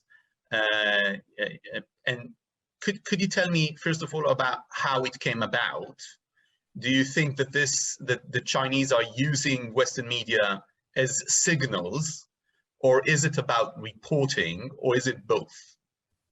So just to be a little clearer, you mean is the expulsion or forced departure of journalists a signal to the rest of the world, or? how Is to it read that. a way, we know that it came sort of as a response for the Trump administration doing all kinds of stuff, or this is how the Chinese sort of presented it. And what I'm asking is this something that is being used as a coin by the Chinese government, you know, hurting Western media? Or is it because the stuff you are uncovering, I'm looking at your recent stories about Xinjiang, is so hurtful to the government that they need to expel you guys? They don't want good journalists in the country to begin with. Yes, I do think, you know, as you were saying, the mass expulsion of American journalists was, at least outwardly, prompted by the visa restrictions the Trump administration imposed on Chinese state-run news outlets. So there was a bit of a tit for tat going there. And Amy, I'm afraid to say, was part of that. I officially was not, in that I'm an Australian national, and so I wasn't caught in that particular net. Nonetheless, I did have to leave China last year after leaving Wuhan and doing quarantine for 3 weeks in Beijing. And I think you're probably right in sort of moving toward the explanation that part of what we've seen here is not simply the Chinese government responding simply to the Trump administration's restrictions on Chinese journalists, but also using this as an opportunity to signal its unhappiness with the direction of coverage of China and its belief that China is being unfairly represented in news reports. And, you know, I think part of the background here is that, you know, I was in China for, you know, a good 20 years or more. Amy has spent a long time there as well. I know that Vivian is very committed to spending a long time there as well. You develop a relationship with the place, with friendships there. You develop a commitment to the story. You develop a love of many aspects of China as well. And, you know, so I never stayed in China for that long out of pure unhappiness with being there. It was a great privilege to be a journalist there, I've always thought. But nonetheless, especially in the past few years, being a journalist has almost inevitably involved coming more directly up against these contentious changes that have been happening in China, particularly over the past decade, as the Chinese government has become more centralizing, in many ways much more controlling, and as we've seen in Xinjiang region, you know, much more draconian in how it treats parts of the Chinese population. You know, our job as journalists has been to report on that, and I hope fairly and objectively and impartially, but that was the job. So almost inevitably, I felt it was making reporting in China more contentious. It was making our relationships with the Chinese government and officials more difficult as well. In the end, though, our job was to report the story. And I do think that, you know, after a lot of contentious reporting on Xinjiang and Hong Kong throughout 2018 and 2019, you know, I do think if people look back and looked at our coverage of Wuhan and the coronavirus as well, I think they would see that we were all very committed to reporting all aspects of what was happening in China. And we weren't simply there to report the stories that, you know, the Chinese government might regard as negative or prejudiced, but also to report, you know, the immense sacrifices and suffering that people in Wuhan and China went through during those first months of the COVID outbreak, and to report fairly on every aspect of the government's subsequent success in overcoming the pandemic as well. So, you know, I can understand where the Chinese government is coming from when it makes those criticisms. These are contentious issues, but I never saw my job as simply reporting on one side of what was happening in China. Amy, could you maybe elaborate also about maintaining sources within China whilst you're not there? I guess most of the people seeing this, most of the journalists seeing this, have never covered a country that is not a democracy, at least not a formal democracy. So it's hard anyway when you're there. Maybe even harder when you're there rather than when you are out. I don't know. I'm asking just about your thoughts about these days. There are definitely challenges to being on the ground in China, but I would say that by far being there outweighs not being there. I mean, we all have the privilege, as we've been talking about journalism and what sort of motivated them to expel Western journalists. I can't help but think about a subject that Vivian has covered a lot in the last year, which is how they've treated their citizen journalists, the Chinese local journalists, and also the sort of choking of local Chinese media as well. We saw several citizen journalists who were covering Wuhan from up close get jailed and even, prison sentences. So I think it's very clear that they do not want this sort of critical media, anything that might be critical of them, whether it's from a Western journalist or from a internal, Chinese journalist. I think that maintaining, and sort of to that end, the Chinese government has done a very great job of sort of instilling this kind of wariness or distrust among society, especially of Western foreign journalists, to the point where, it is very difficult, I think, to talk to people on the record. People who used to talk, maybe on background will only talk off the record, and people who used to talk off the record to you don't pick up your calls now at all. And on top of that, of course, there is, something that a lot of people have written about, which is the kind of tech surveillance aspect of it. China, of course, has the Great Firewall. We've all heard of that. But, the chat messaging app that most people use in China, WeChat, is heavily, heavily monitored, which makes it almost impossible to have any kind of remotely sensitive conversation on that, which as a result now, for Chris and I being outside of China, it's something that you have to weigh a lot. How can I reach a source securely? How can I talk to them? What can I talk to them about? If on WeChat, I think I tried to post some dog photos on WeChat the other day and they got blocked automatically. So, everything now is just sort of, there is a kind of chill. And I think as a result, looking kind of from the outside and kind of peering over the wall, I think it's just much more difficult. I think it definitely changes the kind of stories that we're writing. We'll probably see more stories on propaganda and the kind of things that we see more, rather than stories that we kind of hear on the ground. And, those kind of conversations that you just have with people as you're interacting with them every day. And also a lot of kind of off the record conversations that you're having with people. I think those went a long way towards helping us understand what was happening on the ground. And I definitely think, having not been in China now for almost exactly a year, I can feel that unfortunately every day we are sort of losing touch with what's happening on the ground. And I think that's quite unfortunate. I want to ask you, Vivian, exactly about these things on the ground, because when we look at the story of this year or so, it's of course the pandemic, and the source is of course in China, in Wuhan. And I want to ask you, will we ever know the extent of exactly how it happened? We've been hearing, we had the WHO report, we've been hearing sort of a trend of reporting saying maybe it was a lab leak. And of course, even the numbers of the people who died, will we ever know? Or did the party become so sophisticated that there's absolutely no chance? We'll toil for that. You guys will toil for that, but we won't get there.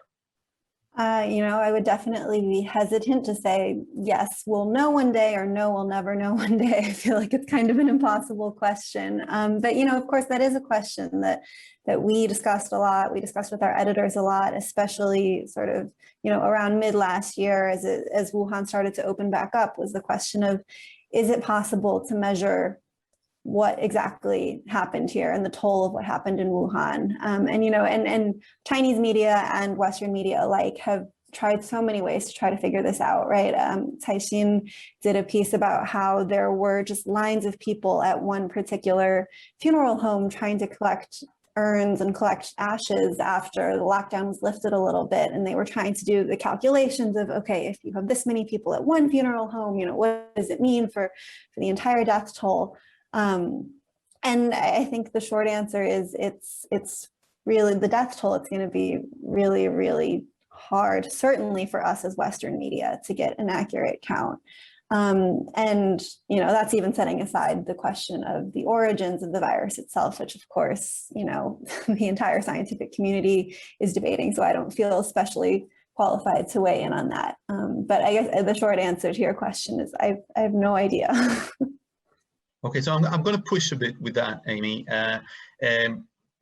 We don't know what we don't know, but in the end, this goes into really when you report on authoritarian governments and you give an impression of knowledge or of a picture, while sometimes the most important things you have no idea about. So it's only what you've been seen, or I don't want to say allowed to see, because I'm talking with people from the New York Times, and you've been covering and saying things in recent months that are definitely not something that the Chinese government would want us to see.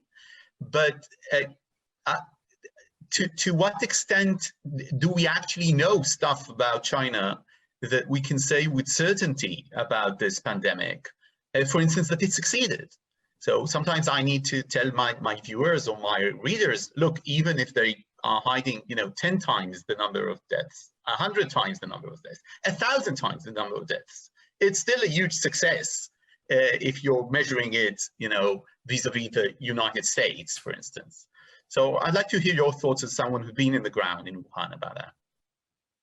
It's a good question. I mean, I think there's no question that there is a lot that we don't know. And we know that just because, when Chris was talking about his experience having gone into Wuhan early on, I was there, I think, also in the first or second week of the lockdown. And it was an incredible time to report because normally on a lot of these trips, you have a lot of government minders following you around. But in this case, I think because they were in a little bit of disarray because of what was happening, it was free. And also, as far as I know, it was free. And also, when we were talking to people were so angry that they were very willing to talk in a way that a few weeks later, they all kind of clammed up.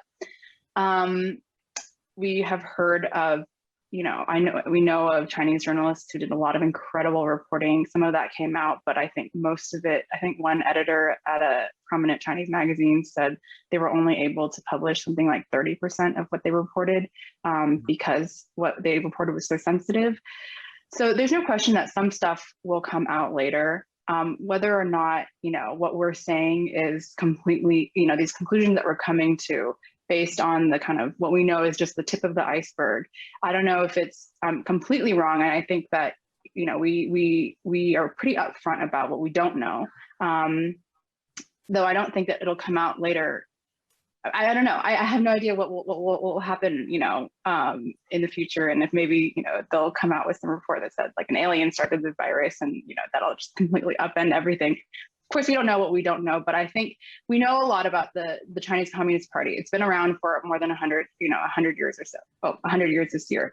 We know that it has a tendency to hide, even if the story might be beneficial for them, if they sort of were more kind of open and told us, kind of explain their whole point of view on things, maybe that, you can understand where they're coming from, that would probably be in their favor. But their instinct is just to cover up and to hide.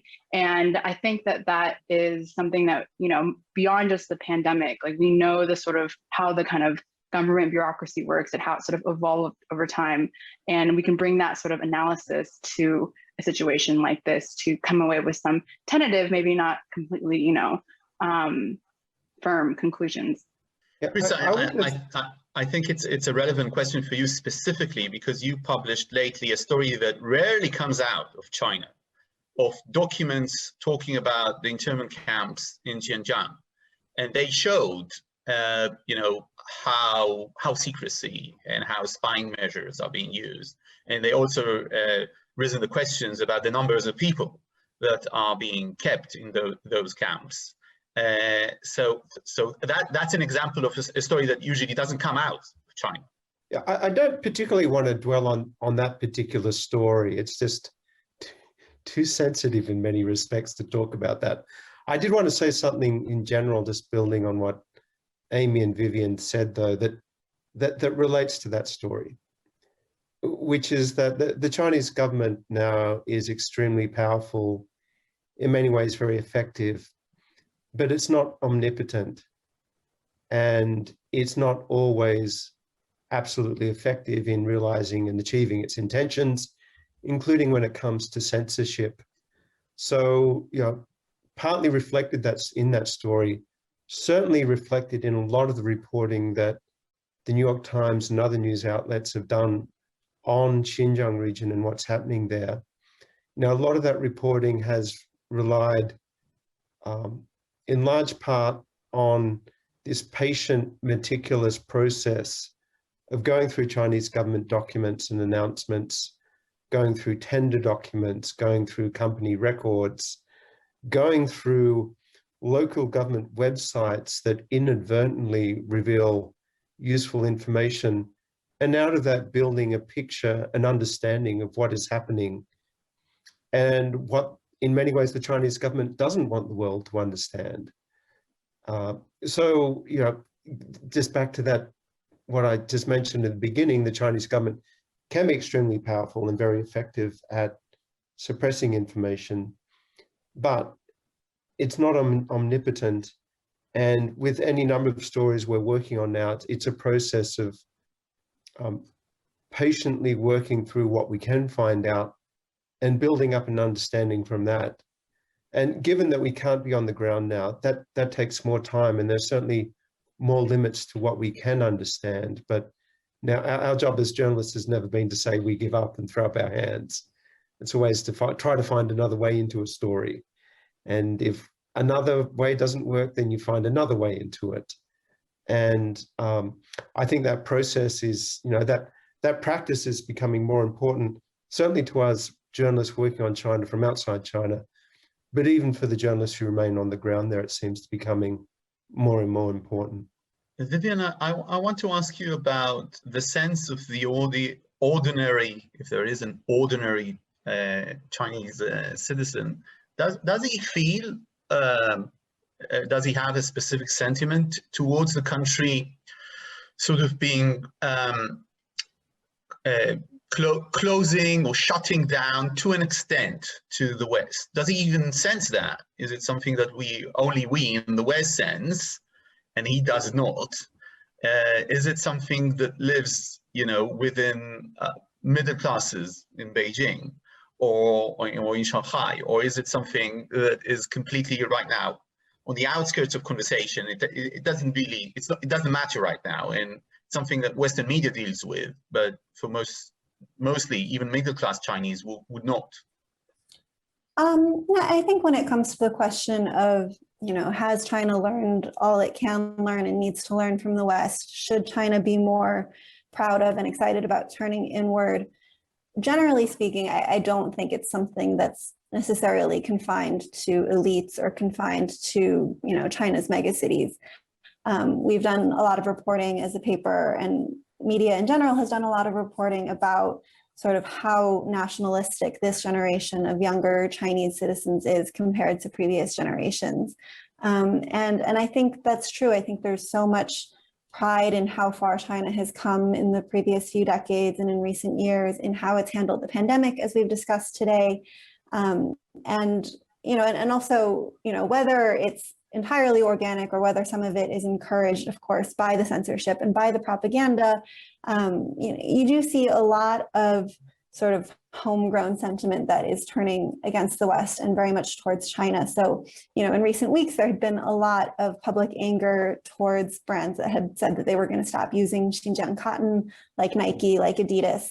And while some of that was set off by, Communist Party propaganda outlets on social media, our colleagues have reported on how a lot of it did seem to be organic after that point. And so it's sort of hard to disentangle, of course, in China, the roots of public opinion, as it is really in any country. But I think it is fair to say that this is something that people, again, the average Chinese person, although that of course doesn't exist, I think it's something that they are aware of and are thinking about and potentially could be excited about.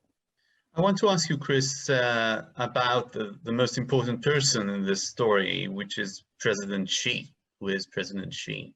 To what extent what we are seeing is the party creating Xi, or Xi recreating the party, recreating those ideas? We know that how the Chinese Communist Party moved away from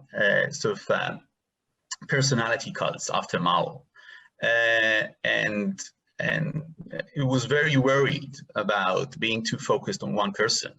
And now after the pandemic, it seems like he has qualified himself to an extent. Would that be a fair judgment? Is he recreating the party, or he is what the party wanted? Sometimes I hear from Chinese friends, you got it all wrong in the West. You present it as though Xi is, changing the party. No. Xi is the plan of the party. So where are you on that? I'm going to be a coward and say I fall between the two answers. And let me explain why. This question about, this chicken and egg question about whether Xi Jinping is shaping history or whether he is a puppet of or product of broader historical forces is one that historians are going to be debating 100 years from now.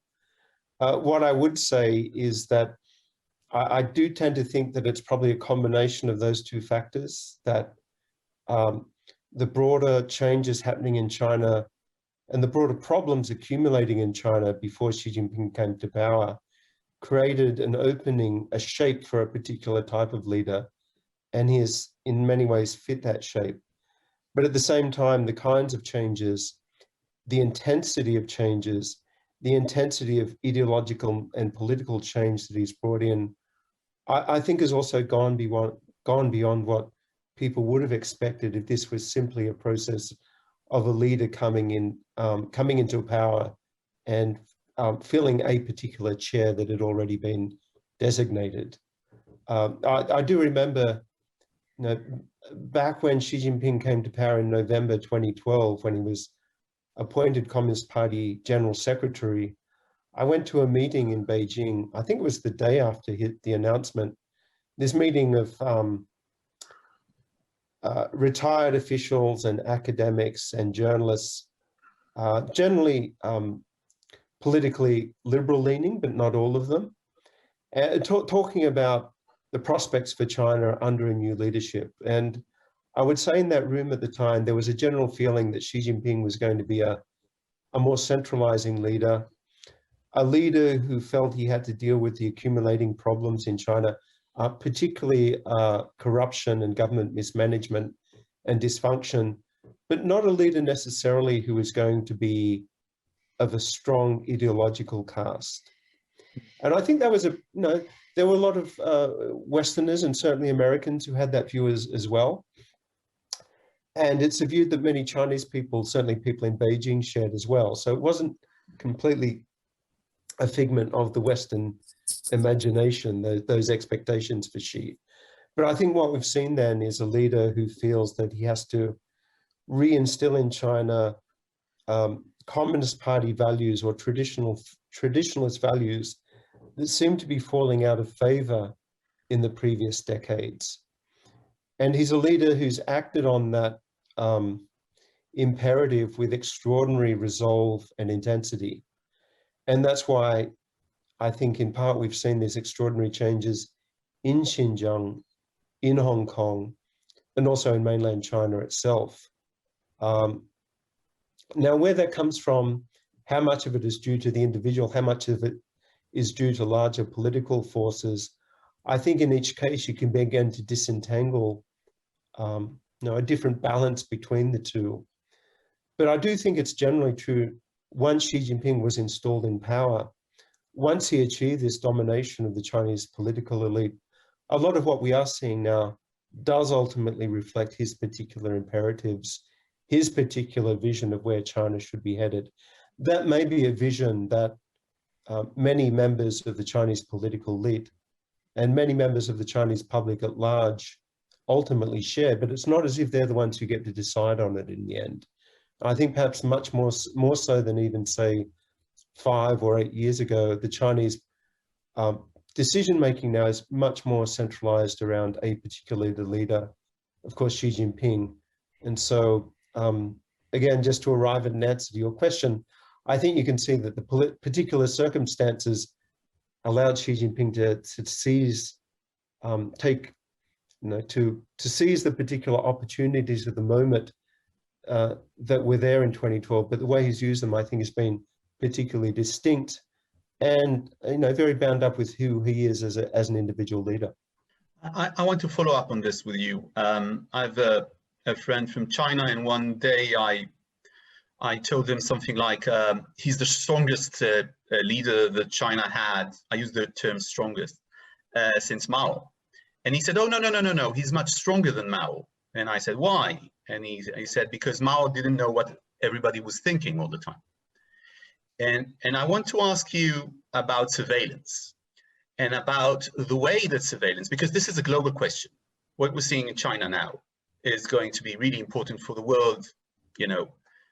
We have never seen a society in such a heavy surveillance, social crediting.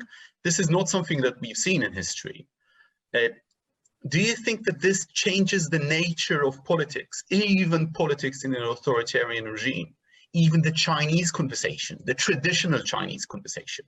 Is this something that we can start seeing, oh, this leads to that within society, stuff that we have never seen before, even when, during the Cultural Revolution, not necessarily more violent, not more aggressive, but just different? That's a very big and very important question. I'll try a very brief partial answer, but Vivian and Amy have done a lot more work on these questions of surveillance and censorship than I have certainly lately. So I'll just keep it to a few brief remarks. I do think certainly not merely technological surveillance as such, but also people's assumption that it's happening all the time. And even when Chinese technology may not have reached the point where it is all pervasive and so perfect that it can follow every conversation or every message or every discussion within a home, I think there is a sense now that people feel that it might be able to, and that any comments that they make, certainly outside the family, could get them into more trouble than before. Now, that doesn't mean, at least from my memories of Beijing before I had to leave, that you still don't have very candid and critical conversations in Beijing or other parts of China. One of the reasons why we all miss China, being in China so much, is that even now, even under this kind of surveillance that you're talking about, you still can have those very candid and heartfelt conversations with people who are not necessarily going to be entirely critical of the government, but are going to give their, their sincere view of where things stand and where things should be going. So yeah, I do think it is changing the equation of power in important ways, as you suggest. Ultimately, the Chinese government, like any government, cannot survive enduringly simply on surveillance and intimidation alone, though.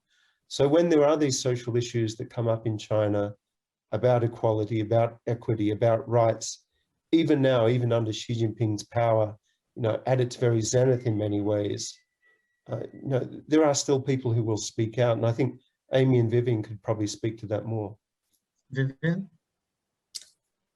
I think what I would be most qualified to speak on would be what I've been seeing here in Hong Kong over the past few months. And what Chris mentioned about self-censorship and maybe even overestimating the abilities of the surveillance apparatus have become really apparent here in recent months. Of course, with the national security law that was imposed last June, it's very vague, it's very sweeping. So there is potential for it to authorize all kinds of surveillance, all kinds of indictments of people for offenses that we may not even know are offenses. But I think there is also an awareness, a sort of, sheepish or reluctant awareness among a lot of Hong Kongers that the self-censorship that they are imposing upon themselves does go beyond what might necessarily be required by the law. And, you see people making their own risk judgments, their own risk calculuses every day about what they're willing to say to me, about what they're willing to say to each other. And everybody arrives at a different conclusion, of course. But, you know, I've had people say things to me that I think could potentially be quite risky for them, and they're happy for that to be on the record, and that surprises me. And then I've had people who say things that to me seem quite safe, you know, and really non-political, and they're not willing to have anything attached to their name with that. And so I think that people are self-censoring for sure, and they are aware of doing that. But, you know, at this point, the security law has been in place for like, I can't do the math, but, you know, a little less than a year, not a very long time. And so I think they're still trying to figure out the red lines. And I've heard people who have had experience both here in Hong Kong and in the mainland say that they actually think that the self-censorship climate is much worse here than in the mainland right now in some ways, because people in the mainland have at least learned to live under that paradigm, whereas here in Hong Kong, it's so new and jarring for many people. Amy? Yeah, I would agree. I think that, you know, in China, we do see that people have been living under some form of surveillance. Of course, it's intensifying now for a long time. And we constantly see this sort of cat and mouse game of people trying to kind of outsmart the censors, which is really just a testament to how clever most Maybe I should explain to people who are not familiar, Amy, how it works. Mm-hmm. So for instance, Okay. on WeChat, if you have a conversation with a friend and you mention a word which is not one of the words that you can use, okay, or it's on a blacklist, the word will disappear, the message will disappear. It's not necessary that someone will knock on your door or give you a phone call or anything like that. It will just disappear, and it's simply not there. If you used Chinese Google, so to speak, to search for certain expressions, they won't be there. So this is a kind of one thing that will happen. And another thing would be that if they'll see, you know, you doing that again and again and again, you might get some sort of a warning shot saying, so relax with that. And it can come to you from all kinds of places. These are the reports that I'm reading and the stories that I've been hearing from people living in China. I'm just saying this for our viewers because not everybody is as knowledgeable as you three about China. Please continue. Right, and the censorship apparatus has gotten very nuanced in ways. You know, I was just talking about posting my dog photos. I used to be able to post them if I turned them upside down or maybe put a squiggle through them, but now you're getting those as well. So why is at the same time, by the way? Why is that? Well, in that case, it was because a caption mentioned Taiwan. So because I'm in Taiwan. So, but, you know, for different sorts of, it's just, you know, it's become much more sophisticated in how it can read text, and even if it's in a PDF or a photo, how it can read text, even if it's turned upside down. But I also have to say that, you know, a lot of people have heard about China's censorship and surveillance before. Some of it is probably more the stuff of sci-fi novels than actual reality. For example, the social credit system, I think a lot has been made about that, but I don't think it's sort of borne out on the ground in that way. But yeah, generally, you know, what sort of led to this discussion is you originally brought up this question of, you know, does this make Xi a stronger leader than Mao? I think it's a really interesting, fun intellectual exercise. Of course, it depends on how you define strength and whatnot. But, you know, I don't think Mao also had to deal with the internet and, you know, social media. It's difficult to imagine, you know, on the night that Dr. Li Wenliang, the whistleblower that everyone has heard about in Wuhan, the night that he died, there was such an outpouring of anger against the government that night. It's difficult to imagine that happening in the time of Mao. So, you know, also there's the question of, you know, surveillance. You know, one aspect of it is self-censorship, which I think is very real and intensifying in China and in Hong Kong, as Vivian was just saying.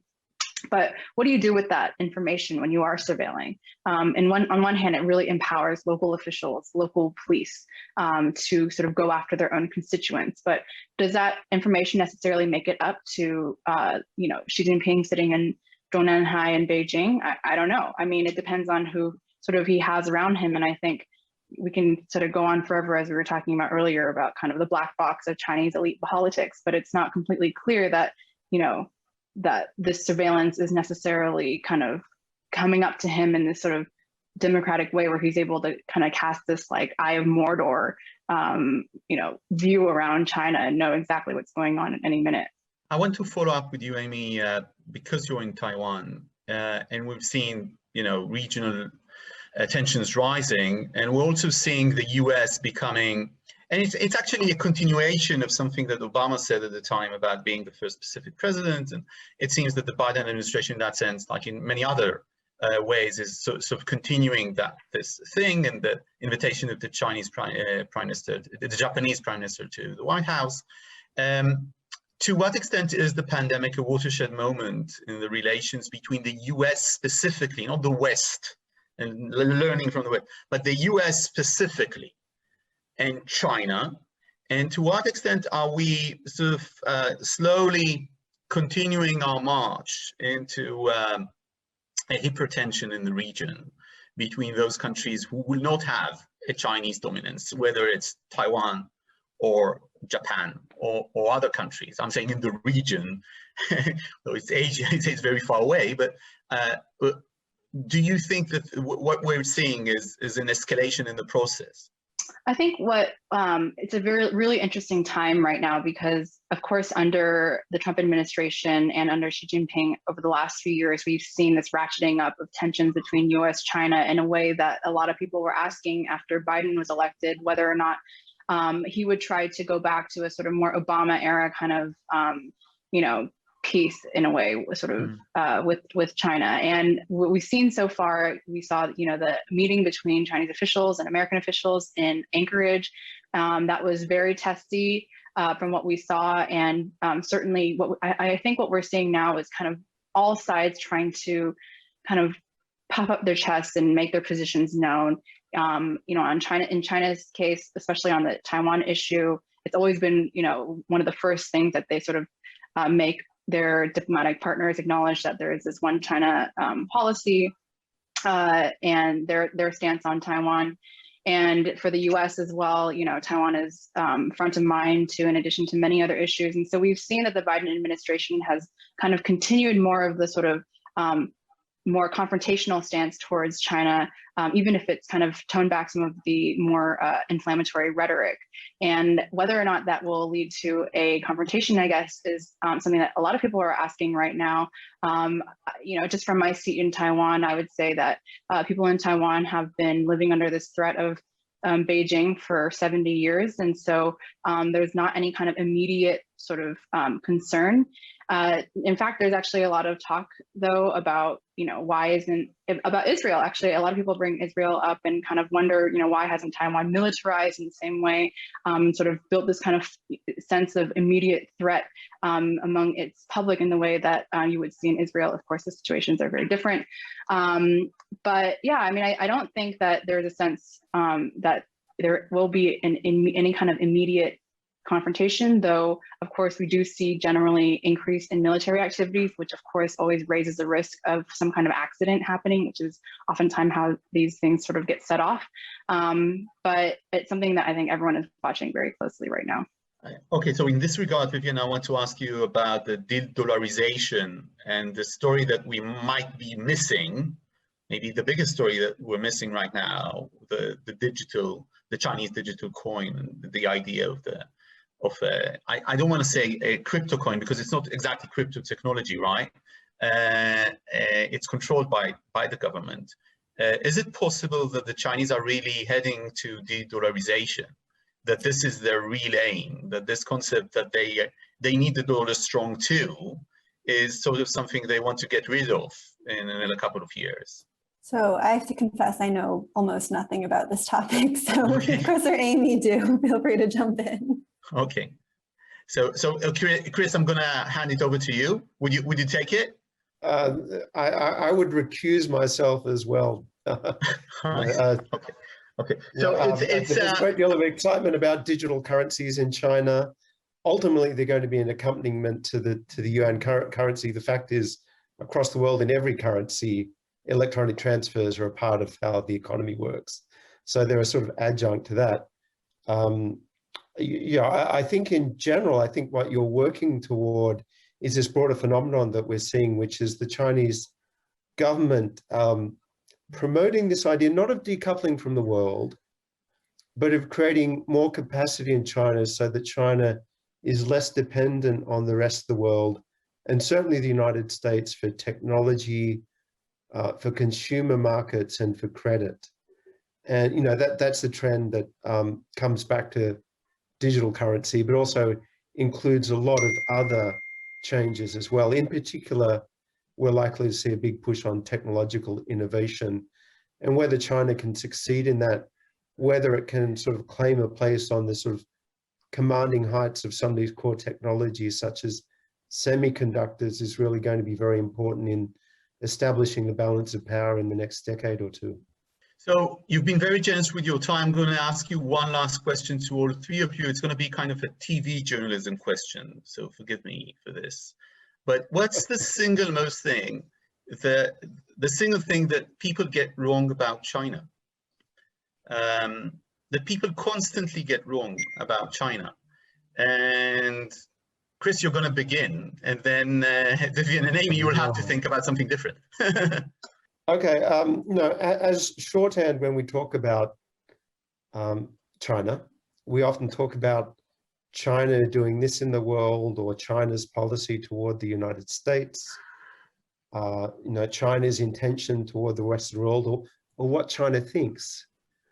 But of course, although that can be a useful journalistic shorthand sometimes, and we're perhaps all guilty of using it at certain points, the fact is that even in China now, even in a highly centralized system such as we see under Xi Jinping, it's a very complicated place in which there are different players, different interests, sometimes rival interests. And although I think it's generally true that many Chinese people support many policies of the government, it's not true that there's a perfect overlap between public opinion and what Xi Jinping wants and what the Communist Party wants. So I was sort of reminded of that in the discussion that we had just before this about censorship and control and surveillance. And Dr. Li Wenliang, the doctor in Wuhan who tried to warn his colleagues about this virus that he knew was spreading in hospitals then. And, we have to remember that the reason he got into trouble was simply sharing, what should have been information that should have been shared among medical professionals, that there was this novel coronavirus that had been found in lab tests for certain patients, and it could be dangerous. And there were certain resemblances to the SARS coronavirus that spread and caused the China in 2003. Now, the reason why so many Chinese people were angered by, his punishment and then his death is because he was an example to many people of the costs of censorship and excessive control. So even now, we've been talking so much about the power of Xi Jinping, there is a reservoir of sentiment there that says, yes, even if we don't want to follow everything in the West or become a liberal democracy, we do want to speak out sometimes, and we do want to know what's going on.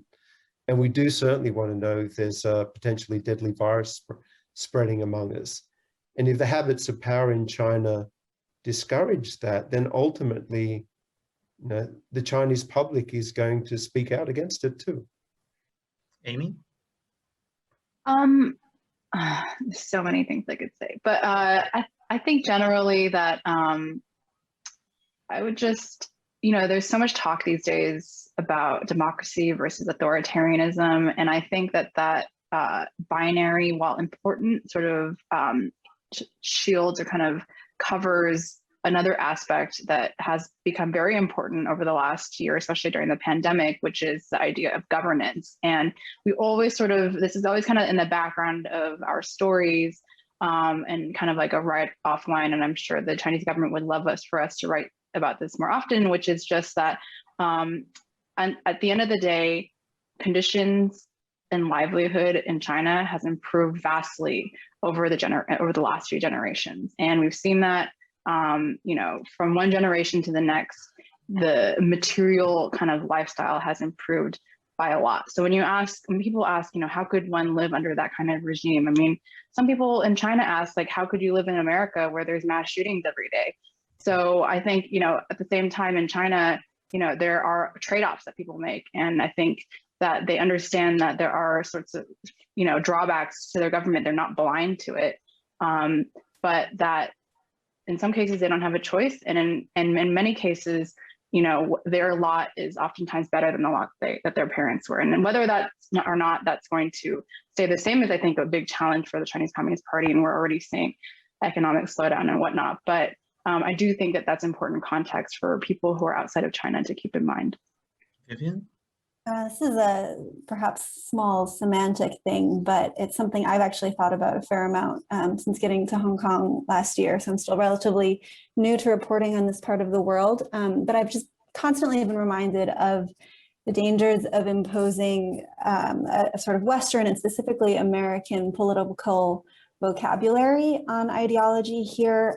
So, because China is a communist state, a communist government, you will often find people such as activists here in Hong Kong who really oppose the Chinese government, who will describe themselves as fervently right-wing, which has a very different implication in the United States than it might here, because I think a lot of people would not associate people who describe themselves as fervently right-wing with those who would also describe themselves as fervently, say, pro-democracy here in Hong Kong. But it's because of the political spectrum of seeing themselves as just diametrically opposed to the Communist Party, which of course on the ideological spectrum is very far left. So I think just, I've constantly been reminding myself even just the dangers of imposing political vocabulary from my home country of the United States on whatever the dialogue might be here.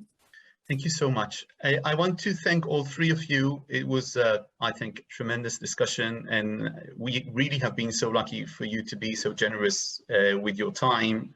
I'll be continuing to read all three of you as I do and follow you on Twitter, as I also do. Amy Chin, Vivian Wang, Chris Buckley, wherever you are. I'm going to read the stuff that you're writing about China. Thank you so much for your time.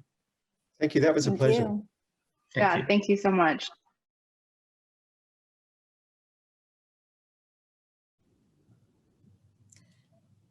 Thank you so much, Nadav, and thank you, of course, Vivian, Amy, and Chris for joining us from multiple time zones. We'll now break for a few minutes until our next session starting at 7 p.m. See you then.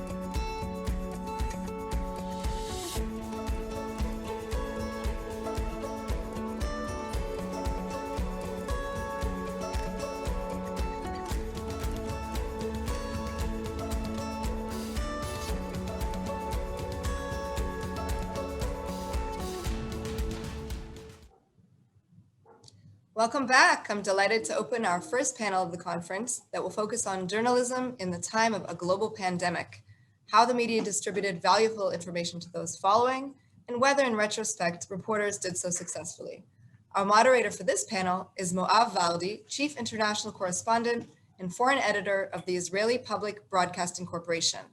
He presents its daily program, This World, and was previously the diplomatic correspondent for Channel 10 News. Moav, the floor is yours. Hello, everybody. Thanks for joining us. The introduction will be in English, and then we will switch to Hebrew. So for the Hebrew speakers, just wait couple of minutes, and we will return to the Holy Language.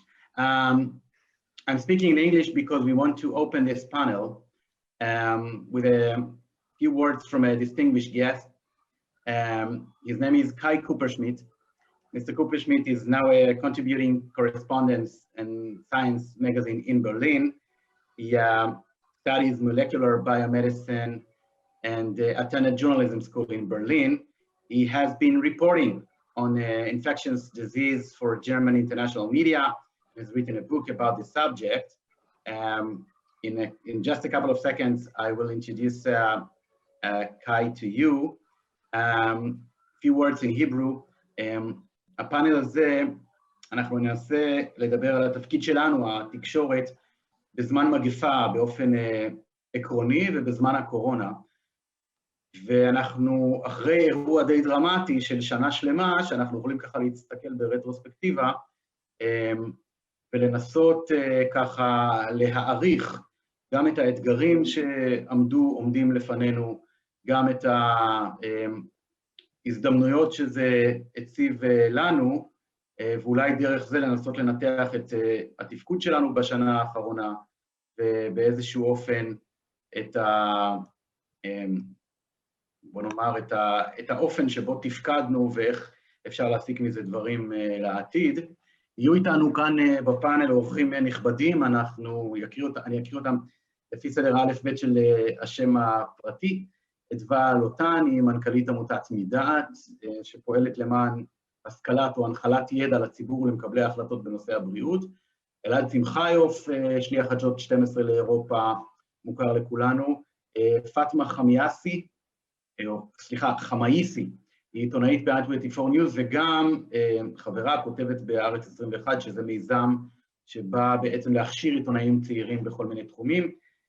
שרי רוט, פרשנית פוליטית באתר חרדים 10, ודאי מוכרת לרבים מכם, וגם תהילה אלטשולר שוורץ, בכירה במכון הישראלי לדמוקרטיה, וראש התוכנית לדמוקרטיה בעידן המידע שם. אז כל הדברים האלה עוד לפנינו, עם כל האורחים האלה והשאלות הללו, אבל קודם אני אפנה לאורח שלנו, so we are very honored to be joined by Mr. Kai Kupperschmidt. Kai, the virtual stage is yours for a couple of minutes of introduction to our panel. Thank you. Thank you very much. And thank you very much for the kind invitation. I guess, you know, a lot of journalists in a lot of places are going to look back at this pandemic, of course, and try to tease out what we did right and what we did wrong. And I guess Israel is one of the few places where it really feels like a look back already a little bit, while many places are still in the midst of this. I'll try and be brief. I just wanted to, so I was asked a little bit about what I saw as the challenges as somebody who's been reporting on infectious diseases for a long time. And I think there's two dimensions to this. There's the pandemic itself, and then of course there's our media ecosystem, which the pandemic kind of crashed into, let's say. And if I look at the pandemic itself for a second, there's really, I think, three things that stand out, and that's that this is a global problem. It's incredibly complex, and it's been incredibly fast moving in a lot of ways. And I'll just take those three quickly in turn. I think the fact that this is a global situation, as the term pandemic already says, brought a lot of challenges with it. Especially, I'm a science journalist in Germany. I report for a magazine in the US. Of course, in the beginning, the story was placed in China. And then over time, I think all of us over time looked at different countries. And one of the things that I thought was really challenging for me was you have, a new variant like B1351 crop up in South Africa. So then the question is, okay, who do you know in South Africa who's a geneticist, who deals with pathogens, who can actually tell you what they actually know at this point about this variant? P1 crops up in Brazil, and you think, okay, who do I know in Brazil who sequences pathogens? In the same way, the pandemic has played out differently in different countries. A lot of reports have been written about the contact tracing in Singapore, about the policies in New Zealand, about the way that in India, it for a while seemed like the pandemic was really subsiding.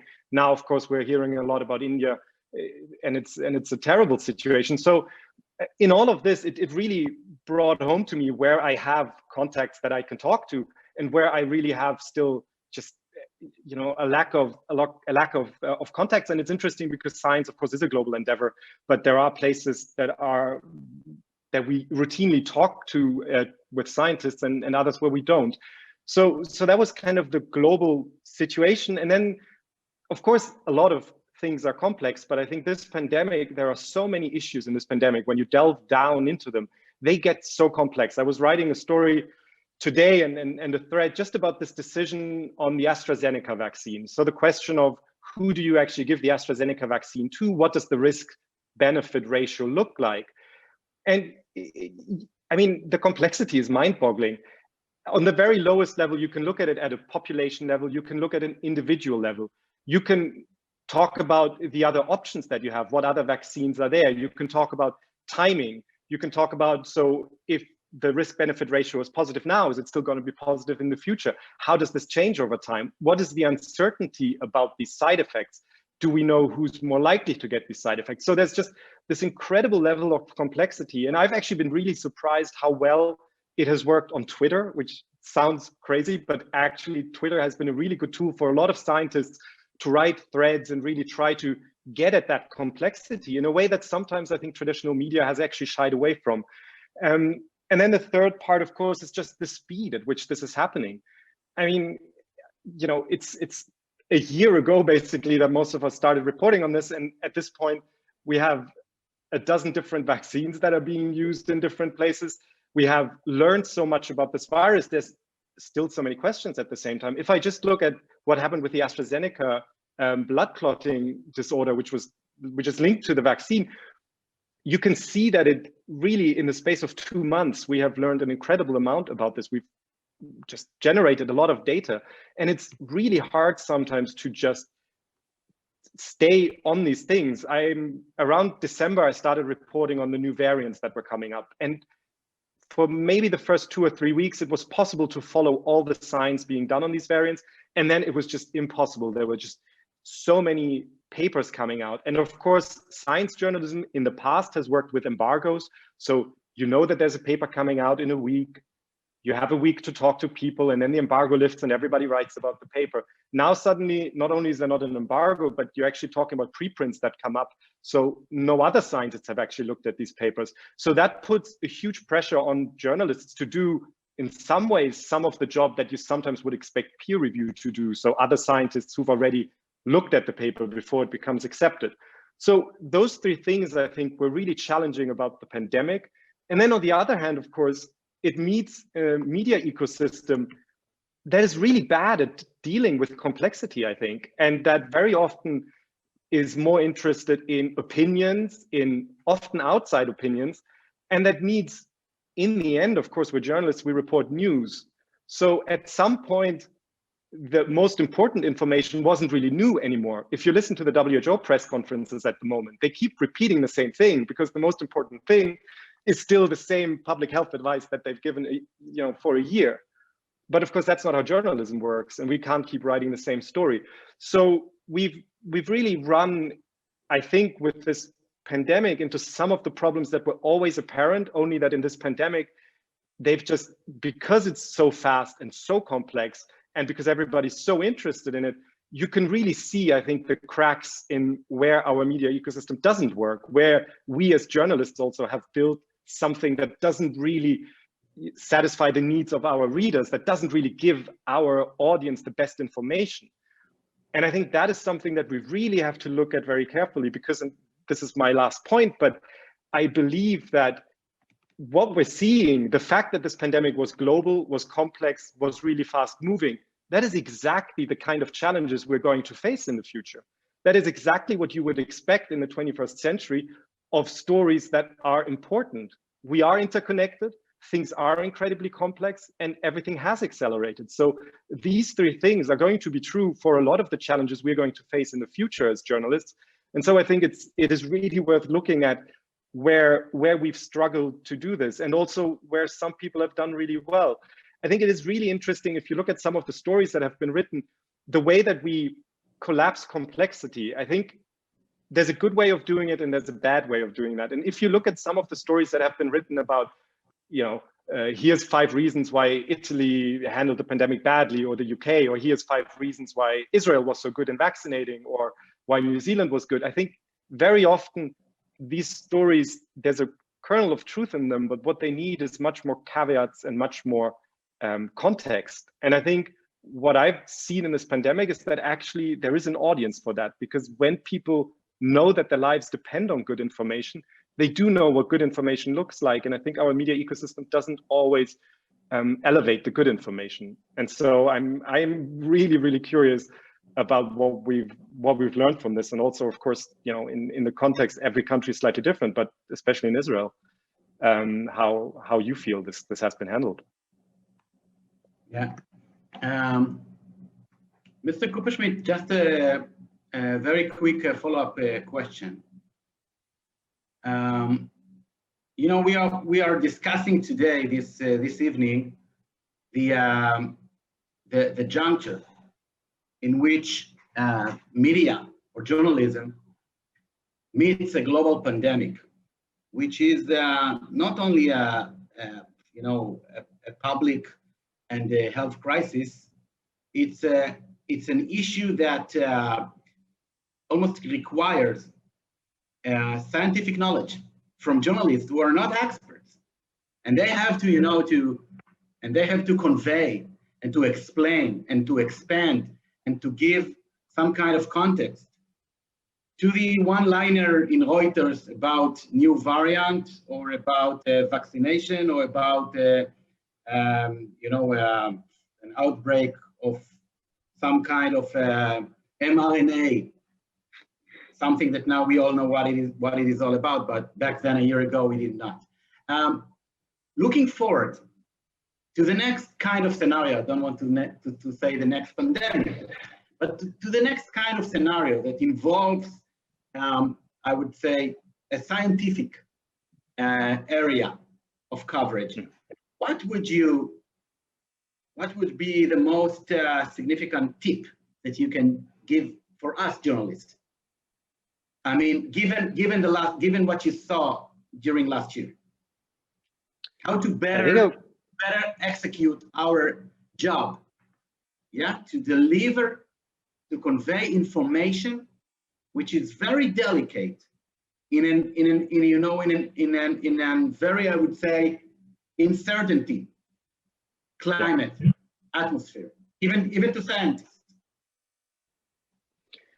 I think I would make 2 points. I think I have a lot of friends who are in political journalism, and of course we discuss the difference sometimes between science journalism and political journalism. And I think one of the differences is that in science journalism, we're very used to this idea that there is some kind of truth, that there are some facts, and that it's about understanding them. And I think political journalism, in part by necessity, doesn't always work that way, because a lot of political journalism is, about different value judgments.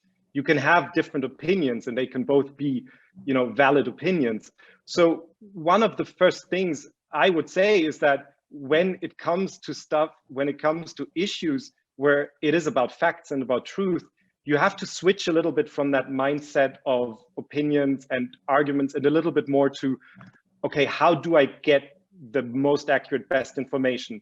And then my second point is, I think the way you do that is it has a lot to do with finding the right experts. I think what you really need to do as a journalist, the expertise that you need to have, is to know who the good experts are. And it's been my experience that most good journalists that I know actually know quite well how to find the right experts, but quite often, other reasons also play a role. It's like, oh, but we need someone who, gives us, who's interesting because he has a slightly different opinion. There's this whole issue of false balance. Do you take someone who says something different than what you've been saying the last weeks because you want something new?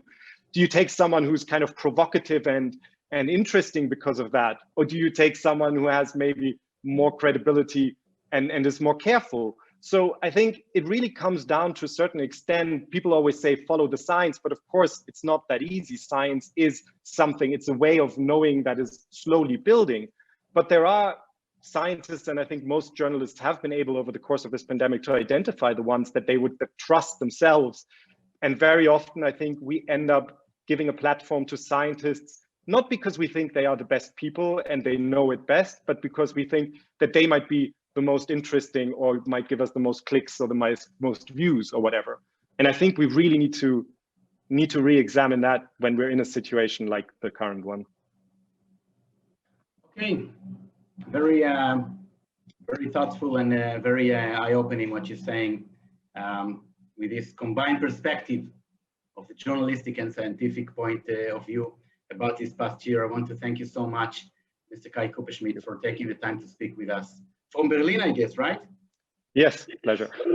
How is Berlin these days in terms of, lockdowns? We have the kind of the strongest lockdown we've had. It comes a little bit too late, but we're now at 27% having gotten their first dose. So we're slowly coming. I think within a month or two, we'll be in a situation where the vaccination really starts helping us. And I mean, the end is in sight, but we are racking up a lot of deaths, sadly, on the way that I think we didn't have to. If we had done like Israel did, a lockdown while vaccinating would have been the right thing to do.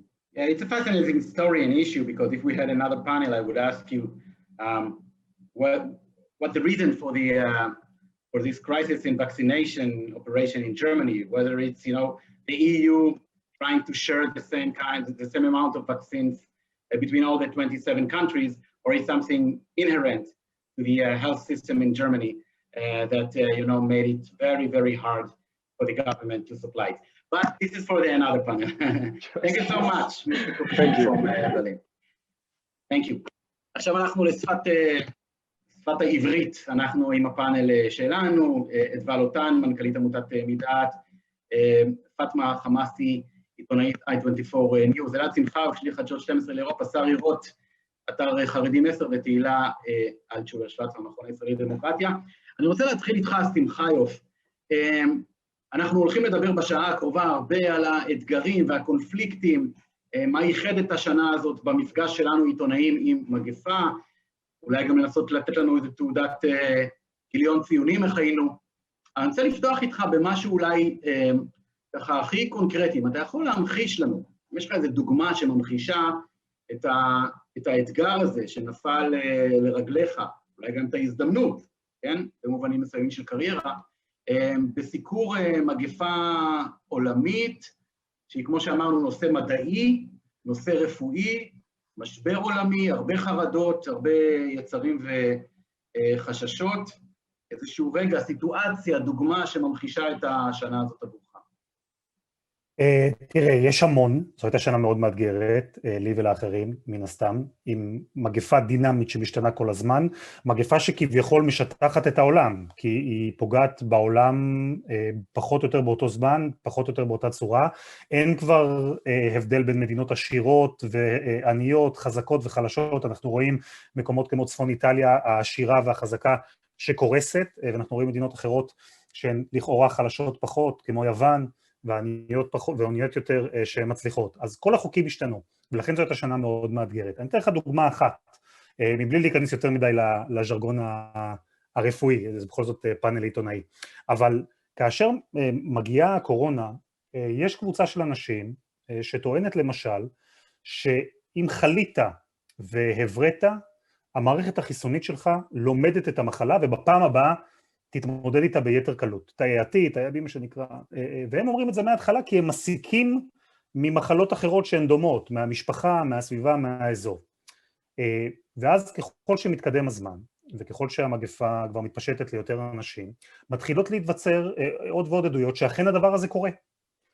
ואז מגיעה אותה קבוצה של אנשים, ואומרת, אמרנו לכם, אנחנו ידענו כבר אז. ופה אתה בתור עיתונאי, וצריך לומר את זה מההתחלה, אני לא רופאים, לא מומחים, לא מדענים, אנחנו לומדים את הפנדמיה הזאת תוך כדי תנועה כמו רבים בעולם. אתה צריך באיזשהו מקום לדעת מה הרגע הנכון לבחור את פיסות המידע ולברור בין מה שהוא הערכה, הימור, תקווה, wishful thinking בחלק מהמקרים, ידע מוצק, והאם אתה אומר, תשמעו, יכול להיות שהפנדמיה הזו היא צריך להסתכל עליה קצת אחרת, כי אם היא תפגע בכם פעם השנייה אתם תהיו מוכנים ולאזן ולומר רגע, אבל אנחנו עדיין לא יודעים שזה נכון, זה נכון במחלות אחרות, והמשחק המאוד עדין הזו, בדוגמה הקטנה הזו שאני נותן לך עכשיו, אני חושב במחישה עד כמה זה קשה. אתה צריך להיכנס פה לקרביים של ויכוח שהוא רפואי מדעי, ויש ויכוח כזה, ואתה כעיתונאי צריך להשתמש בכלים שיש לך כדי לנסות ולברור ולהעביר את המסר בצורה הכי מדויקת והכי טובה. מה עשית באותה סיטואציה? אז זו הייתה שנה קצת מתסכלת מהבחינה הזו, כי אתה בעצם כל הזמן אומר, תשמעו, אנחנו יודעים, אבל אנחנו לא יודעים, ואתה כל פעם מסייג, ואתה לפעמים מרגיש שאתה כביכול נותן מידע, או מתקדם צעד קדימה והולך 2 צעדים אחורה.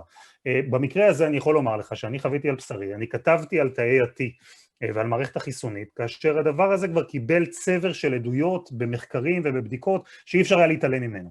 ואז, קיבלתי גם קריאות ותגובות מאנשים שאומרים, הנה ברוך הבא, התעוררת, למדת, הצטרפת, אנחנו אומרים את זה כבר חודשים, זה נאמר באיזו צורה אפילו קצת מזלזלת שנועדה כאילו לעקוץ אותי ואת העמדות והמקומות שבהם אני החזקתי, אבל שוב, מערך השיקולים שלך כעיתונאי הוא קצת יותר רחב, אתה לא יכול ללכת ולפרסם בתקופה כל כך רגישה ומתוחה, איזושהי הערכה שמבוססת על סמך מחלות אחרות, עד שאתה לא מקבל קצת יותר מידע בהיבט הזה, ולמצוא את האיזון ולדעת את המועד הנכון, הדבר שהוא מאוד קשה, לא תמיד צדקתי, גם אחרים אני מניח התקשו עם הדבר הזה, וזו דוגמה ממש קטנה לכמה קשה ומורכבת הייתה השנה הזו, לפחות מבחינה עיתונאית. תודה שמחה, וכמובן תכף נחזור אליך שוב, ואדווה לוטני, מנכ"לית של עמותת מדעת, אדווה, את בעצם, אגב, מה זה אדווה בצעירה, בסגול? לא בטוחה שדיברנו על זה פעם, כן, אבל אני לא בטוחה, זה לא כל כך רלוונטי לקורונה. בגלל תאי ה-T של שמחה, ונמחק לי הזיכרון מהלונג קוביד, סתם. כן. פעם אחרת. טוב. אני רוצה לשאול אותך, את עמותת מדעת, נגיד למי מהצופים שלא יודע, עוסקת בדיוק בעניין הזה, בצורך בעצם להשכיל, נכון, להנגיש ידע גם לציבור וגם למקבלי החלטות, כדי לנהוג א' בקבלת החלטות במדיניות וגם בחיי היום בבחירות שלנו האזרחים בצורה מושכלת ולא אינטואיטיבית שמאוד נשענת על אדנים ראויים שיכולים להיות מושפעים מפייק ניוז. אני רוצה לשאול אותך, קודם כל, במבט מאוד כוללני, בסדר? אבל תהיי דוגרית כמו שאומרים, איזה ציון היית נותנת לתקשורת בסיפור הקורונה, שהפרמטרים הם הפרמטרים הידועים, כן? לדווח באופן כמה שיותר מדויק, לא להיות שעננים ולהיות קונפורמיסטים או להתקרנף, ומצד שני לא לעורר היסטריה איפה שלא צריך, ולתת, כמו שהעמותה שלכם מקדמת, להנגיש את המידע בצורה מושכל. איך, תני לנו איזה ככה גיליון ציונים קטן, איך היינו? לא אישי, כן? אני מסתכלת על התקשורת. לא, אני ושמחה יופי, ברור שאנחנו מעולים. אתם מושלמים. כן, לא אני ואלעד, סתם. לא משהו. וואלה, למה? לא הייתי אומרת נכשל, אבל כי בכל זאת אנחנו מסתכלים על דיווח של שנה שלמה מאוד מורכבת, כמו שאלעד וקייד אמרו לפניי, אבל אם אני מסתכלת על הדיווח בתקופת הקורונה כעל התמודדות עם אירוע חירום, אמנם ארוך, מתמשך וכו', אבל זה עדיין אירוע חירום, אני שופטת את מה שאני מצפה מהתקשורת, כמו שאני שופטת את ההתמודדות עם אירועי חירום אחרים. ובסיפור הזה, עוד יותר מאשר באירועי חירום אחרים שאנחנו מכירים, הנושא של היכולת של הציבור לקבל החלטות הוא קריטי ומשמעותי, כי משבר של בריאות הציבור דורש שיתוף פעולה של הציבור. ולכן התקשורת פה הייתה בתפקיד של מי שצריכה קודם כל לשקף את המציאות כדי שאנשים יבינו מה קורה, מה הסיטואציה הכללית והאישית שלהם, ומה על בסיס מה הם יכולים לקבל החלטה.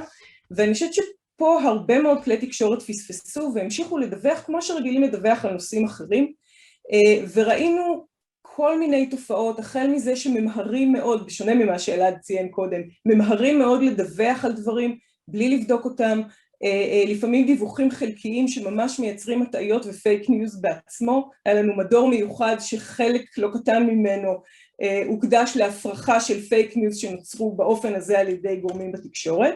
המשך בזה שכל הדיווח על ההנחיות שהממשלה מוציאה, של הבלגן של הממשלה, אנחנו יכולים להקדיש יותר מפאנל אחד, אבל כשהתקשורת מדווחת על זה, תוך כדי שהיא מדווחת על הריבים עם דרעי וליצמן וכל פוליטיקאי אחר, התוצאה מבחינת הציבור היא של בלבול עוד יותר חמור ממה שקורה במציאות, וזה משהו שראינו כל הזמן.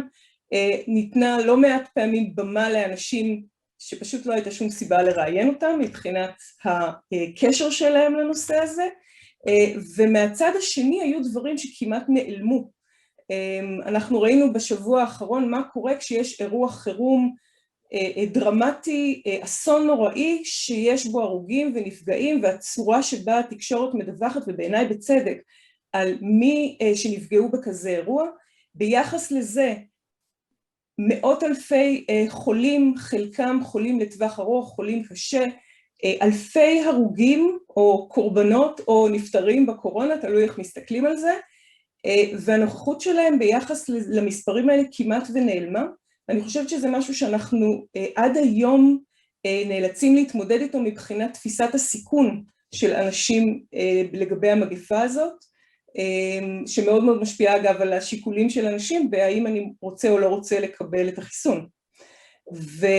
ולכן אם אני מסתכלת על זה בקריטריון של איך תקשורת מתפקדת בזמן אירוע חירום, אני לא חושבת שהתקשורת תפקדה בצורה כל כך טובה. את יכולה לתת שוב איזו דוגמה ולהגיד למה לדעתך זה קרה?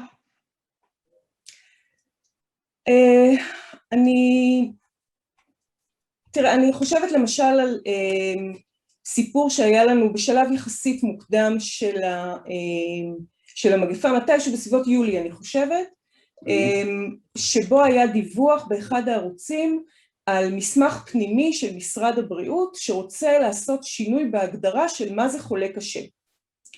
והכתב שדיווח על זה לקח את המסמך, קיבל התייחסות מגורם אחד, רופאה די בכירה במערכת הבריאות, ויצא עם זה כשהמסגור הוא משרד הבריאות עושה צעדים כדי להעלות בצורה מלאכותית את מספר החולים הקשים, והמסר הלא מאוד מאוד מוסתר הוא עובדים עליכם.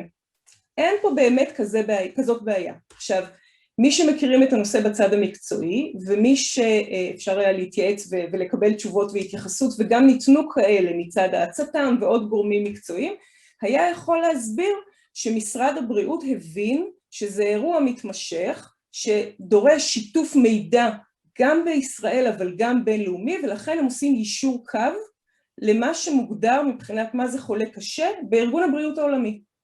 לעומת מה שהיה מוגדר קודם בישראל, שזה היה מאוד מאוד פלואידי, כל בית חולים הגדיר את זה אחרת, רצו לעשות סדר. אפשר היה לבוא ולדווח על זה ולשאול את השאלה האם זה לא בעייתי לשנות את ההגדרה הזאת תוך כדי תנועה, והיו אנשי מקצוע בעולם הבריאות שאכן שאלו את השאלה הזאת, אבל הצורה שבה זה דווח בתקשורת הייתה צורה שהיא כמעט קונספירטיבית, וזה רק דוגמה אחת, היו הרבה מאוד מקרים כאלה.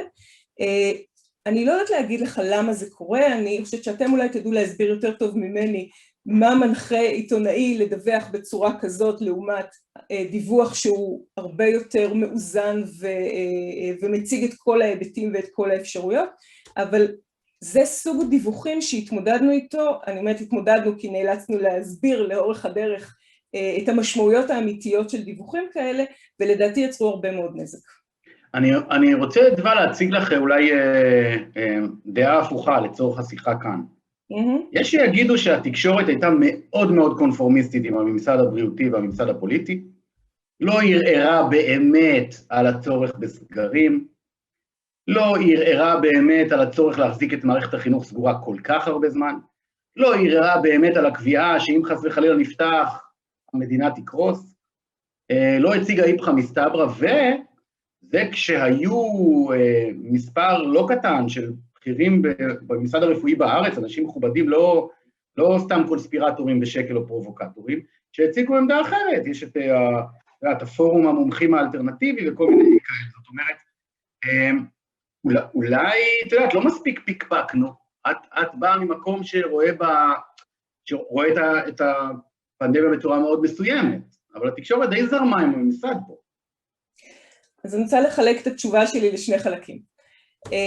קודם כל, אני חושבת שיש מקום לבקר לא מעט החלטות שהתקבלו פה, גם אנחנו ביקרנו אותם, בין אם זה בתקשורת ובין אם זה בפורומים יותר סגורים, ואני מסכימה שיש נושאים שבהם לא ניתן מספיק מקום לדיון ציבורי על מה המטרות ומה עושים כדי להשיג אותם. לפעמים זה באמת שאלה של האם האמצעים שמפעילים הם רלוונטיים ונדרשים, כמו בסיפור למשל של איכוני השב"כ, שלא ראינו שום הוכחה שזה באמת היה game changer מספיק משמעותי ביחס לאמצעים אחרים שאפשר היה להפעיל, ותהילה בטח תוכל להרחיב על זה טוב ממני, מבחינת המטרות שזה היה אמור להשיג. זה היה סוג של פלסטר שבא לפצות על זה שלמדינה פשוט לא היה את היכולות ואת המשאבים לעשות את זה כמו שצריך לעשות את זה, ושום מדינה אחרת לא עשתה את זה, ואני חושבת שזה משהו שהיה נכון לערוך עליו דיון יותר משמעותי. מהצד השני, אני חושבת שלא, כל הנושאים האלה, גם אם הם עלו בתקשורת, הם לא באמת זכו לדיון. זאת אומרת, זה היה, אלה הרבה פעמים היו התייחסויות דיווחיות לא מספיק ענייניות, לא מספיק ברורות לציבור, זה הוצג כמו שאמרת, האופוזיציה לעומת הממשלה. אני לא חושבת שזה נעשה בצורה שבאמת תורמת לדיון ציבורי. יחד עם זאת, אם אנחנו מסתכלים על סוגיות כמו האם סגר הוא משהו רלוונטי או לא רלוונטי למניעת תחלואה, וזה נושא שעלה לא פעם, יש לנו היום מידע, לא היה בתחילת המגפה, אבל נכון ליולי-אוגוסט של השנה שעברה, כבר היו מספיק מחקרים מבוססים שיכלו להראות בצורה מבוססת, שכן, זה כלי מאוד מאוד רלוונטי שהוא תורם, ובמצבים מסוימים זה הכלי שצריך להשתמש בו, הם לא מסוגלים לעצור את זה בשום דרך אחרת. אני ראיתי הרבה מאוד מקום בתקשורת להתייחסויות ולמאמרי דעה וראיונות עם אנשים שבאו והציגו דעות הפוכות, למרות שהם כבר נגדו את מה שהמחקרים יכולים להראות לנו, בלי שהיה לזה ביסוס מדעי. ואם אנחנו חוזרים למערכון המפורסם של ג'ון אוליבר על הכחשת האקלים, אתה רוצה לתת, לא להיכנס לאיזון הקדוש של מול כל דעה, אני מביא את הדעה הנגדית, אלא כן לתת מקום לדעות האלה בצורה שהיא יחסית, שהיא מייצגת את מידת הפופולריות או הרלוונטיות של דעה מסוימת בתוך הממסד המדעי. אני חושבת שאותם נציגי האופוזיציה, כמו שקראת להם, קיבלו במה לא קטנה בתקשורת. אוקיי, נמשיך אחר כך עם תהילה באותו כיוון, אבל אני רוצה ככה לדלג שוב לעיתונאית, וזאת פאטימה חמאיסי. שלום פאטימה, את... אהלן מאוד. אהלן. קודם כל אמרת את השם נכון. כי בכל מקום רשום אחרת, אני רוצה להיות מגיע. פאטימה חמאיסי. פאטימה חמאיסי. אהלן. את גם עיתונאית ב-i24 News בערבית, וגם כותבת בארץ 21, שזה מיזם חדש שמיועד להכשיר עיתונאים וכתבים ערבים, כדי לשלב אותם בשוק התקשורת הישראלי. אני רוצה לשאול אותך שתי שאלות, גם אחר כך על איך התקשורת הערבית סיקרה את זה, אבל יותר מעניין אותי קודם כל, מה את חושבת על האופן בו התקשורת הכללית, אנחנו סיקרנו את המגזר הערבי בהיבט הקורונה? האם היינו, החמרנו מדי מסיבות של שזה האחר, כן, החתונות האלה, החפלות, הם לא ממושמעים. האם סיקרנו נכונה, ואולי אפילו ההפך, אולי אפילו בגלל רצון לא להיראות גזענים, so called, לא הראינו את המצב לאשורו בתוך החברה הערבית עם הבעיות הלא פשוטות שהיו שם. אוקיי, שאלה קודם כל טובה וחשובה מאוד.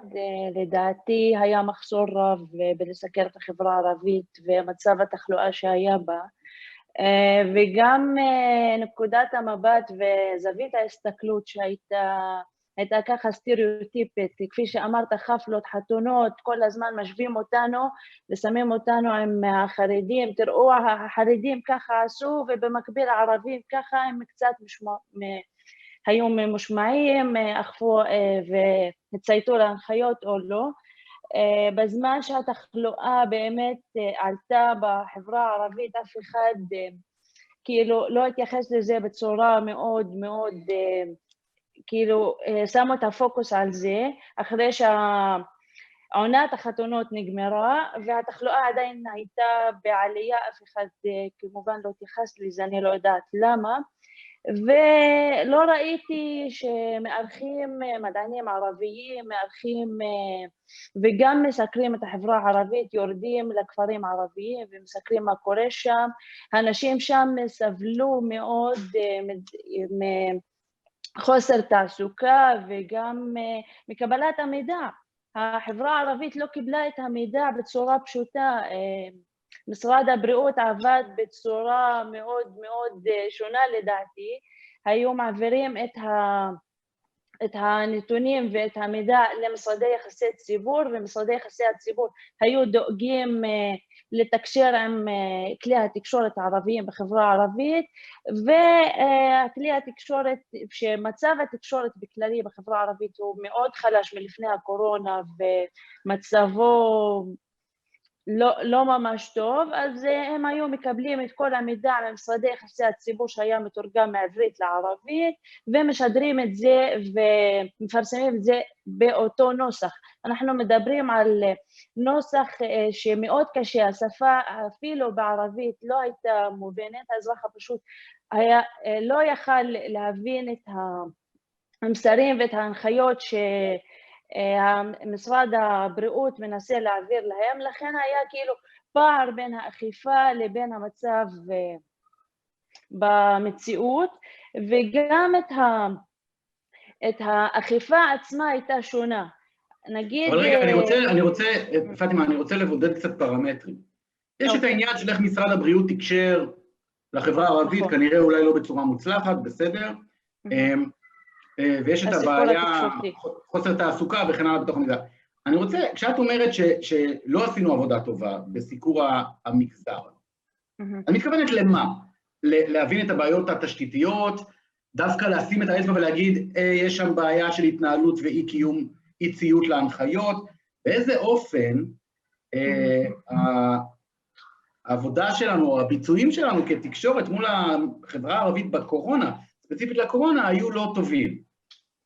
קודם כל צריך להבין שלחברה הערבית יש מאפיינים, יש תרבות שמבוססת על אחווה, שמבוססת על פגישות יומיומיות, משפחות, אז זה לא קל לחברה הערבית, תגיד לה שיש משהו שנקרא ריחוק חברתי, אתם חייבים לציית לזה. אז צריך להנגיש את זה, לסקר את זה, וגם כאילו לא להסתכל מבחוץ. צריך לרדת לרחובות, לראות מה בדיוק קורה שם, ולנסות גם להשמיע את הקול שלהם, לנסות גם לנתח למה המצב הוא שם ככה רע, למה אנחנו הגענו לתחלואה רבה, אחרי שגם שלטנו בתל אביב וגם סיקרנו שם. אז לדעתי התקשורת המקומית לא עשתה את עבודתה, וגם התקשורת הישראלית הכללית הסתכלה מרחוק, וגם היה לה כל הרעיונות הסטריאוטיפיים, כפי שאמרנו, שמובן מאליו שהערבים ילכו ויעשו חתונות ולא יצייתו. לא, אבל את אומרת דבר כן מעניין, כי את אומרת, יש פה עניין תרבותי, כן? של משפחתיות, של התקהלות, שהיא אולי יותר דומיננטית מי בחברה הכללית או דבר. ואז השאלה, מה אנחנו צריכים לעשות כעיתונאים כשזאת הסיטואציה? לא לבקר את זה, להבין את זה, להתעלם מזה, לא לדווח על זה, לדווח על זה באמפתיה, זאת אומרת, בסופו של דבר, יש פנדמיה, ויש ממסד בריאותי שאומר שבלי ריחוק חברתי, אנחנו הולכים לקטסטרופה. אז מה התקשורת לעשות? את אומרת שיש לה בעיה אינהרנטית עם הריחוק החברתי. תפקיד העיתונאי הוא קודם כל לצאת לשטח, לראות מה שקורה ולדווח על זה. אני לא אומרת שעכשיו בוא נתייחס לחברה הערבית בצורה שונה ולגלות אמפתיה וכדומה, לא, להפך. אני רוצה שאנחנו נרד לרחובות, נסקר ונדווח וגם ניתן חשיבות למאפיינים שהזכרתי אותם לפני. זאת כאילו הכוונה שלי שאני מנסה להעביר אותה. ותוך מתן חשיבות לכל לתרבות ולערכים שהחברה הערבית דוגלת בהם. ואני רוצה להדגיש משהו חשוב. בהתחלה החברה הערבית לא הבינה את חומרת המצב. בגלל חוסר המידע וגם היה זלזול. אבל כאשר אנחנו חווינו את זה על בשרנו, וכל משפחה חלה בה חולה, נגיד אני חוויתי את זה על בשרי, סבתא שלי חלתה כי ביקרה באבל. ואנחנו אמרנו לה כל הזמן, תשארי בבית, האח שלה נפטר. מה להגיד לה, תשארי בבית? היא הלכה לשם, ביקרה את המשפחה ונדבקה בקורונה. לכן אז זה משהו שאתה לא יכול להתעלם ממנו, אם קורה אירוע, מישהו נפטר, אתה לא יכול להגיד, תתעלמו, תשלחו הודעה בוואטסאפ וזהו, זה קשה מאוד, אבל הנה זה קרה אצלנו, ואני עכשיו יש לי את הניסיון, ואני עומדת מול כולם ואומרת להם, אל תרדו, אל תבקרו, תשמרו על ההנחיות, אפילו אם מישהו קרוב אליכם מת, כי אני ניסיתי את זה. אז זאת המציאות שאנחנו חייבים לקחת אותה בחשבון, וגם הניסיון עצמו והתחלואה, כאשר כל החברה הרגישה את זה, הם שמרו על ההנחיות והתחלואה ירדה. אז הם באמת הצייתו בשלב מסוים. ואת החתונות, נגיד, חלקו לקפסולות, זה משהו שאנחנו לא רגילים אליו, שמישהו ייכנס ואחר כך מישהו יצא. אז זה ככה הצורה כאילו בקצרה. אני יודעת שהנושא עצמו מאוד מעניין ומאוד רחב, אבל נמשיך את הדיון ונתעמק בו ותאתגר אותי אם יש לך עוד שאלות וסקרנות לגבי מה קורה בחברה הערבית. היא קם בבוקר וחושבת לאתגר אתכם, מה קרה? עד דור הבוקר. תודה בינתיים, פאטימה. שרי רוט, פרשנית פוליטית באתר חרדים 10, עיתונאית חרדיה בפני עצמה. שלום שרי, את צריכה לצאת ממיוט לדעתי. נכון, את במיוט. שרי במיוט. את שומעת אותנו? עכשיו שומעת. עכשיו, כן, שומעת. שרי, למעשה אותה שאלה. תכף נדבר על העבודה שלכם, העיתונאים החרדים, אבל מעניין איך השתקפה העבודה העיתונאית שלנו, התקשורת הכללית, בסיקור החברה החרדית, ולא צריך להכביר פה מילים, איך את רואה אותה? טוב, חלק מהדברים אני אשכפל לדברי קודמתי, כי אני חושבת שיש מאפיינים דומים בין המיעוטים, בין החברה הערבית לחברה החרדית. שרי, אם את יכולה טיפה להתקרב למסך, נשמע אותך יותר טוב, כי את קצת רחוקה והכל לא מספיק חזק. אוקיי. אני אומרת שבחלק מהדברים, דברי קודמתי יצטרכו להשתכפל, כי באמת יש מאפיינים די זהים בין החברה הערבית לחברה החרדית, בקטע של החיבור החברתי והסמכות המשותפות והביחד, ומאוד היה קשה לחברה להפנים ולעשות סטופ ולומר ריחוק חברתי. הייתה עוד בעיה בקטע של ההסברה בהתחלה, אז כמו קודמתי, גם אצלנו בחברה החרדית הייתה בעיה, לא כולם יושבים על השלטר של האינטרנט ונחשפים למידע ולסרטונים המצמררים מסין ומכל רחבי העולם ומאיטליה והדברים הקשים האלה, אנשים בטח אין להם מסכי טלוויזיה, ולכן היה קושי למשרד הבריאות ובכלל לגורמים במדינה להעביר את המידע. הטלוויזיה, כלומר הסיקור, אתה שואל על הסיקור של התקשורת הכללית. אני חושבת שהתקשורת הכללית היה לה קשה בהתחלה ללמוד אותנו, בדיוק כמו את החברה הערבית, זאת אומרת, כל כתב שסיקר את הנושא של קורונה היה צריך, חוץ מללמוד את הקורונה, ללמוד את המיעוטים ואת דרכי ההתמודדות שלהם ואיך ההסברה נעשית בהם. היה מאמץ, אני לא יכולה לומר שלא היה מאמץ, אני עצמי הוזמנתי להמון אולפנים, למשל באולפן של רפי רשת, ביקרתי לפעמים 3 פעמים בשבוע כדי להביא את דבר החברה החרדית, אני גרה בעיר מודיעין עילית, בשכונת קריית ספר, שכונה חרדית, צפופה עם כל המאפיינים, כן הביאו אותי לאולפנים, גם לדבר על הקטע הפוליטי ועל ההשלכות ועל הרבנים וכל הדבר הזה, אבל גם כדי לדבר על מאפייני החברה החרדית, באולפנים בגלי צה"ל, אלו לשידור ברשת ב', אני לא אומרת שלא היה מאמץ, וקשה קצת לשפוט ולומר, לתת עכשיו ציונים, כי באמת כולם השתדלו וכולם רצו, אני לא באה ואומרת שמישהו בחברה הכללית סימן את החברה החרדית ואמר, יאללה, בואו נסמן אותה כאחת שמדביקה את כולנו במחלות, חלק מהדברים היו לא מכוונה זדונית, אלא נוצר איזשהו רושם כזה, כי כשהתחלואה עולה ופתאום ערים חרדיות אחת אחרי השנייה מסומנות באדום, זה מבהיל את כולם, זה מבהיל את תושב רמת גן, זה מבהיל את תושב תל אביב. אז אני רוצה לשאול אותך, סתם, סליחה שאני קוטע אותך, אני רוצה לשאול אותך על החוויה שלך כעיתונאית בתוך החברה החרדית בסיטואציה הזאת. את נחשפת למידע הבריאותי, המדעי, את יודעת מה המשמעות של התקהלויות ללא שמירת ריחוק חברתי, איך אתם, אם את יכולה לשתף, הבחתם את זה בעיתונות שלכם, לציבור שלכם. כשאת רואה שלפחות בחלק מהזמן, בחלק מהמקרים, הציבור הזה או חלק ממנהיגיו, החליטו לנהוג אחרת מההנחיות הברורות והיבשות של משרד הבריאות. תראה, קודם כל, מטבע הדברים, כל עיתונאי מביא איתו את האג'נדה האישית שלו.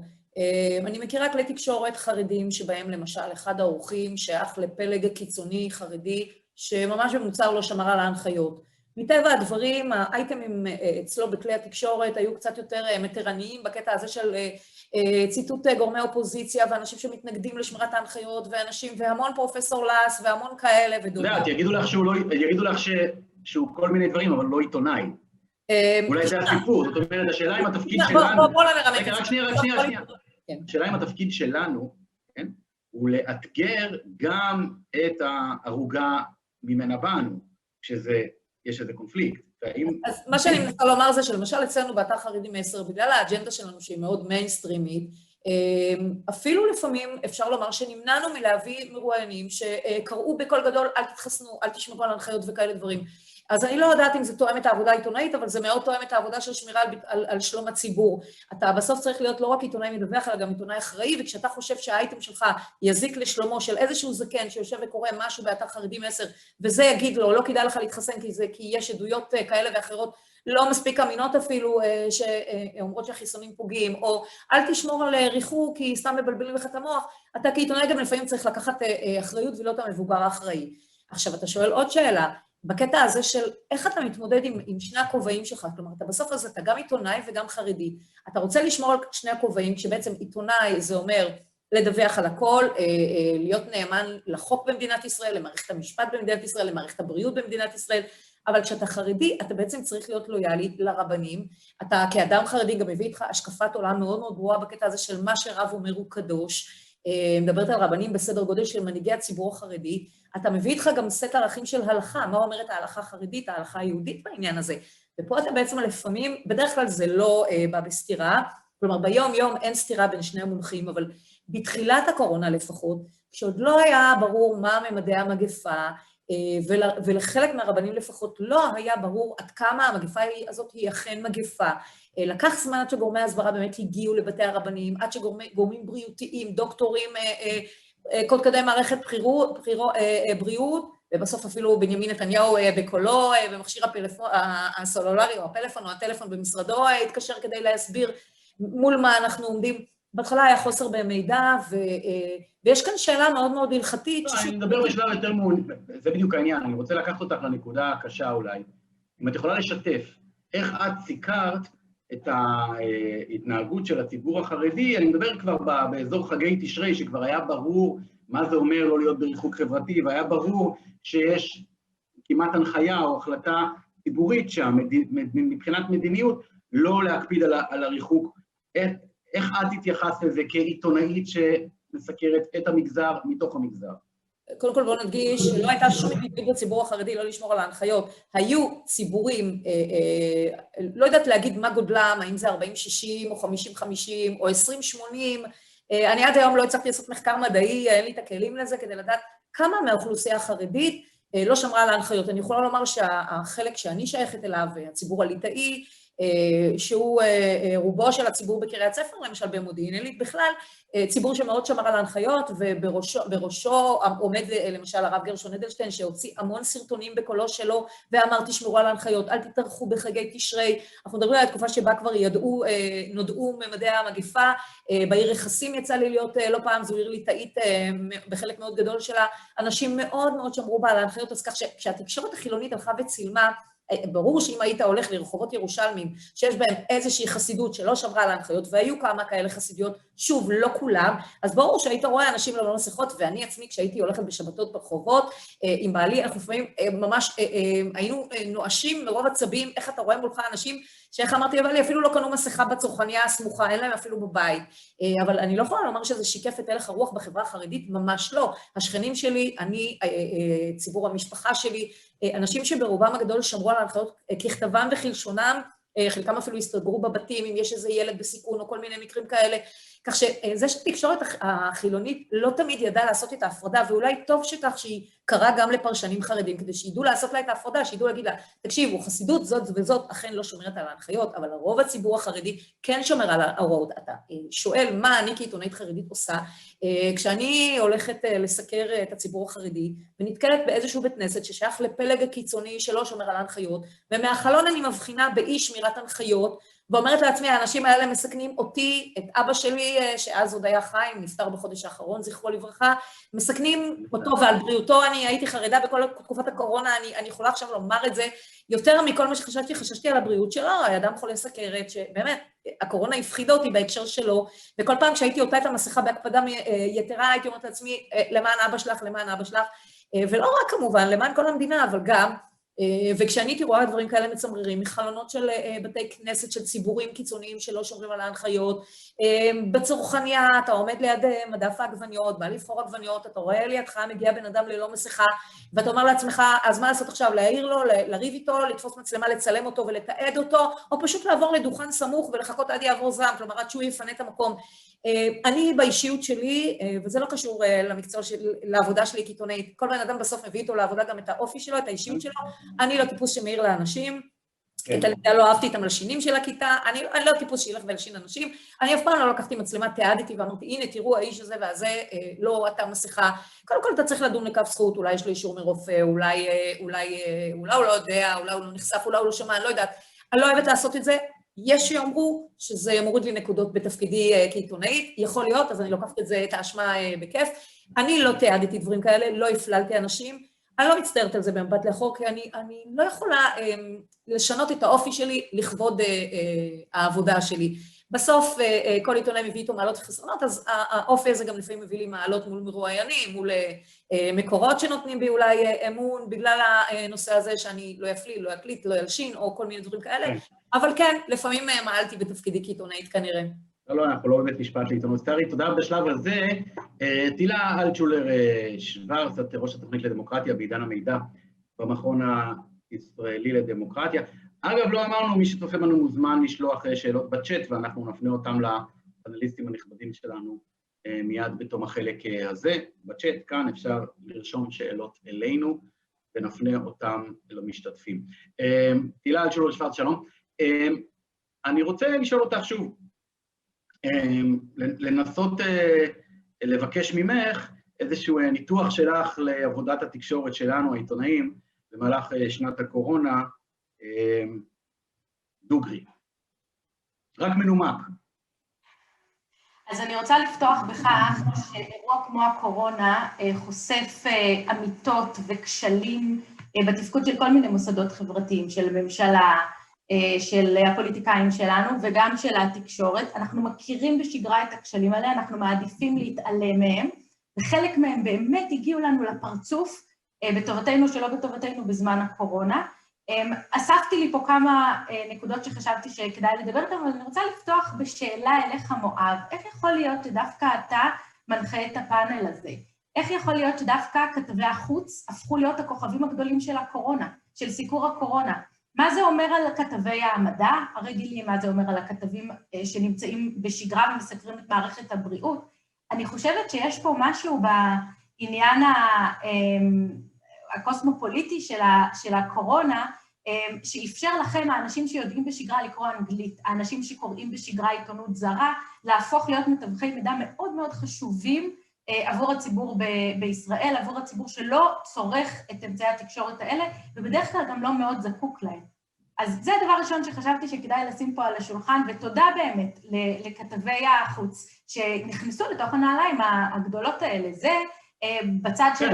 אני רק רוצה להעיר פה, אני לא חושב שזה כי אנשים כמו אלעד או כמוני יותר טובים מכתבים אחרים במערכת, זה פשוט כי זה התחיל לא בארץ, והיה איזה שלב מאוד קריטי שזה חייב אותנו להיכנס לסיפור, ואז באופן טבעי גם המשכנו, וב' זה גם המשיך אחר כך כל הזמן כמשהו שמתנהל גם בעולם, אז מן הסתם זה מאוד רלוונטי שאנחנו נסקר את זה. כן, אבל תמשיכי רגע לגיליון הציונים.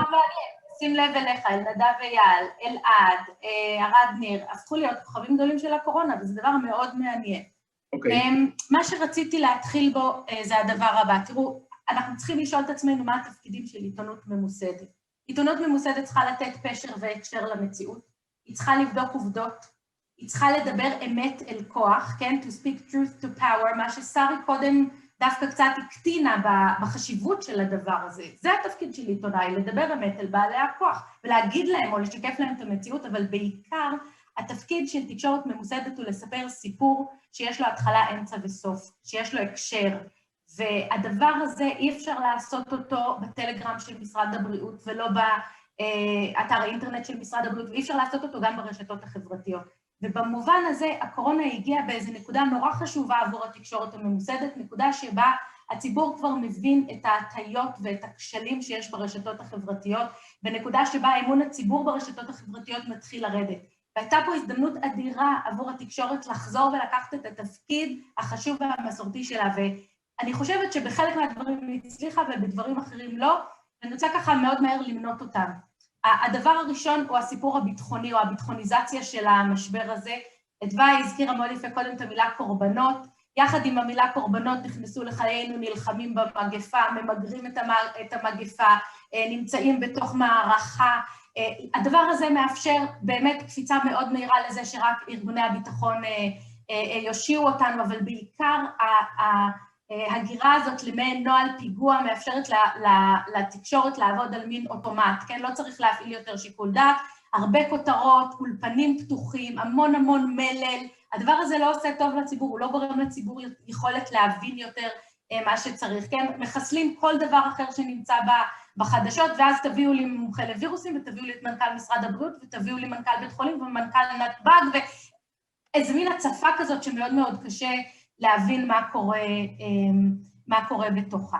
והדבר השני שאני חושבת שהוא קצת קשור לזה, הוא הסיפור של פחד. אתה קצת נגעת בזה קודם, מואב. השאלה הזאת, האם לסקר או לא לסקר, להפחיד או לא להפחיד, היא שאלה מאוד קשה ויש עליה כל מיני תשובות, כי להפחיד מצד אחד יכול לגרום מצוקה בציבור, ומצד שני יכול לגרום לציבור לזוז. זה יכול לגרום מצוקה לפוליטיקאים, אבל יכול להפעיל אותם באיזשהו אופן, אבל אני חושבת שקרה פה משהו לתקשורת, וצריך לשים עליו את האצבע, מין, כשנחזור מהפרסומות, נדבר עם הטייס שהטיס את הנושאים האחרונים בחזרה לישראל, ונשאל אותו, פחדת?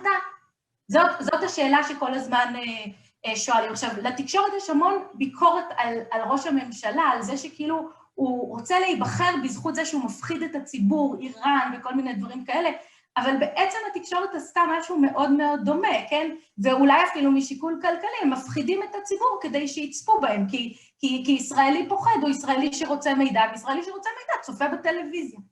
וזה מוביל לזה שבאמת הייתה עלייה מפלצתית בצפייה בטלוויזיה, 70% מהישראלים צפו בטלוויזיה בזמן הקורונה, וזה אגב ממש לא ייחודי רק לישראל.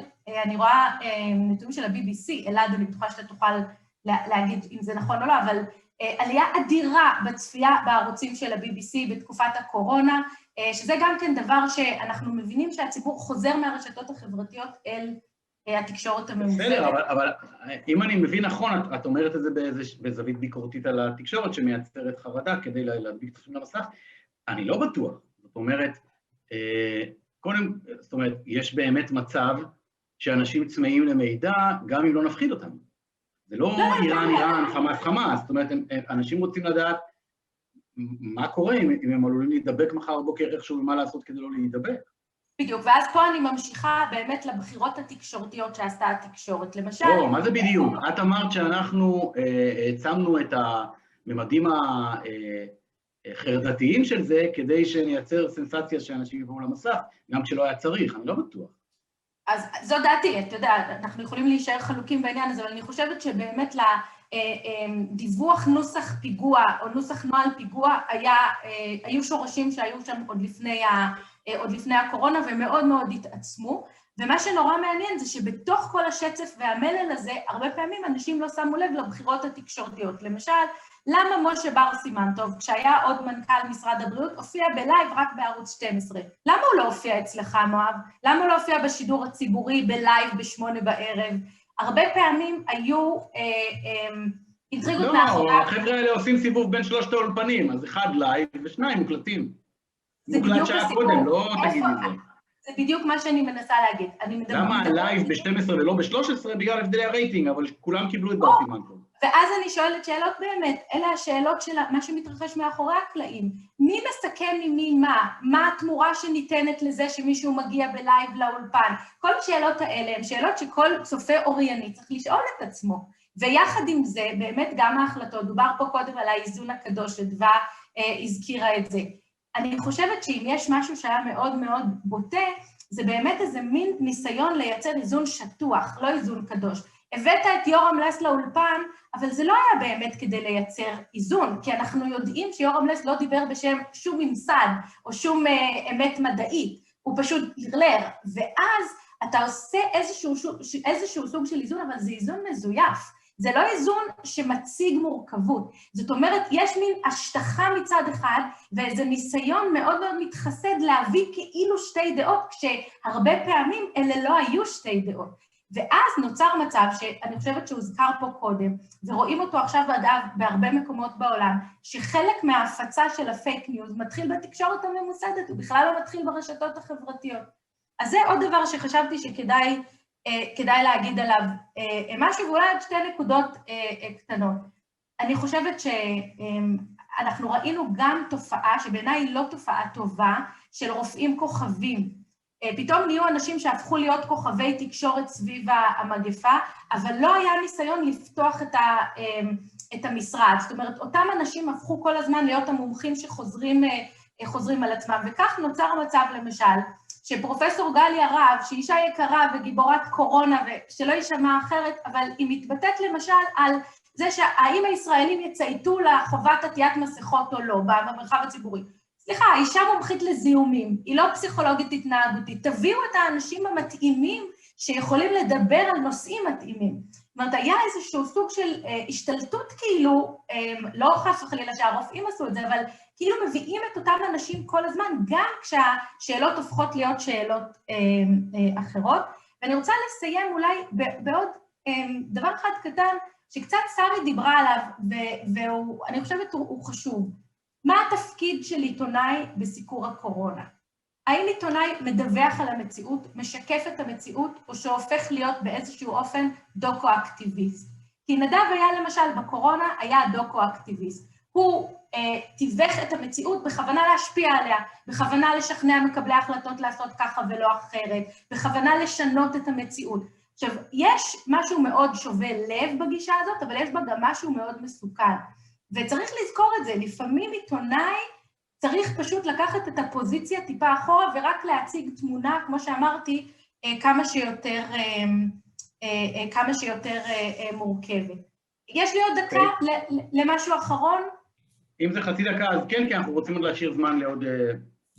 אני חושבת שיש דברים שהתקשורת גם נאלצה להתמודד איתם, שהם כשלים אחרים. למשל, זה שלא הייתה דוברות ומטה הסברה לאומית במדינת ישראל, והייתם צריכים לעבוד מול המון גופים והרבה מאוד בלגן של גופי ביניים שהאירוע פשוט היה גדול עליהם. זה דבר שמאוד מאוד פגע ביכולת לעשות סיקור תקשורתי, וגם אני חושבת שצריך להגיד את זה ביושר, אנחנו גילינו עוד פעם משהו שכבר ידענו, וזה שהאמון של הציבור לא בהכרח נשען על אמירת אמת ולא על שקיפות, אלא על עמדות מוקדמות של הציבור לגבי המקום הפוליטי של הדובר.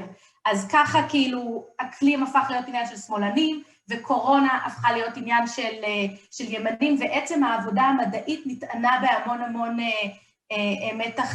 מתח פוליטי. ומה שלמדנו זה בעצם שאנחנו בתוך משבר אמון אדיר, שהקורונה הייתה רק חלק ממנו. כן. משבר אמון ברשויות, בפוליטיקאים, במדע וגם בתקשורת. אוקיי, תודה. אני רוצה לומר בקצרה, תהילה, אני לא בטוח שאני מסכים איתך בחלק מהדברים לפחות. אני חושב בסדר, יורם לס זה מקרה קל, אבל אני חושב שוב אני אומר לך שאני קיבלתי המון פניות מאנשים שהם מומחים בעלי שם למחלות זיהומיות. אמרו, אתם לא נותנים מקום לשום עמדה שסותרת את המיינסטרים שאומר, יש פה מגפה קשה וחייבים סגר, ואחרת נתמוטט. כן? לא, אז בוא אני מסכים. רגע, שנייה. אוקיי, זאת אומרת, זה הטענה, כאילו אנחנו תמיד הולכים לפרובוקציה ולירום לסים ולזה, היא לא שהיא לא נכונה, אבל היא ודאי לא חזות הכל, אני חושב שלהפך. יורם לס היה בשוליים, יורם לס לא שלט באולפנים, אני חושב שדווקא הבעיה הייתה שלא נתנו מקום אחר, לדעות אחרות, מספיק מקום מכבד הייתי אומר, או גדול גם בנפח וגם במשקל. לגבי נדב אייל, אני מוכרח לומר תראי, זה מורכב, כי קודם כל, אני לא חושב שנדב אייל היה דוקו-אקטיביסט, אני חושב שנדב אייל דווקא המחיש דיווח מאוד מושתת על נתונים ועובדות ומדע.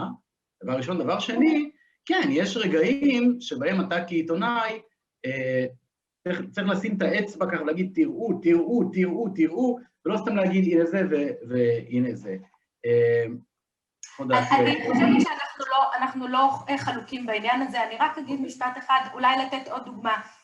לא, אבל רגע, שנייה, אנחנו לא נספיק את הדוברים האחרים, וזה לא כל כך הוגן, נחזור גם אלייך, תהילה. שמחה, אני רוצה לחזור אליך, לנצל את זה שאתה בנחר בלונדון, אם אתה יכול אולי דווקא באיזה מין מבט משווה, אפרופו כל השיחה עד כה, לדבר על ההבדלים שראית בין התקשורת הישראלית לתקשורת הבריטית בסיקור הקורונה, מה היית ככה שם לב אליו במיוחד? דבר ראשון, אם יורשה לי רק להגיב ממש בקצרה גם לתהילה, וגם להתחבר לדברים שאמר קאי בהתחלה, באנגלית. הוא דיבר על ההבדל בין כתבי מדע לכתבים פוליטיים. העובדה שכתבי מדע מחפשים את האמת, וכתבים פוליטיים מחפשים את הערכים והדעות.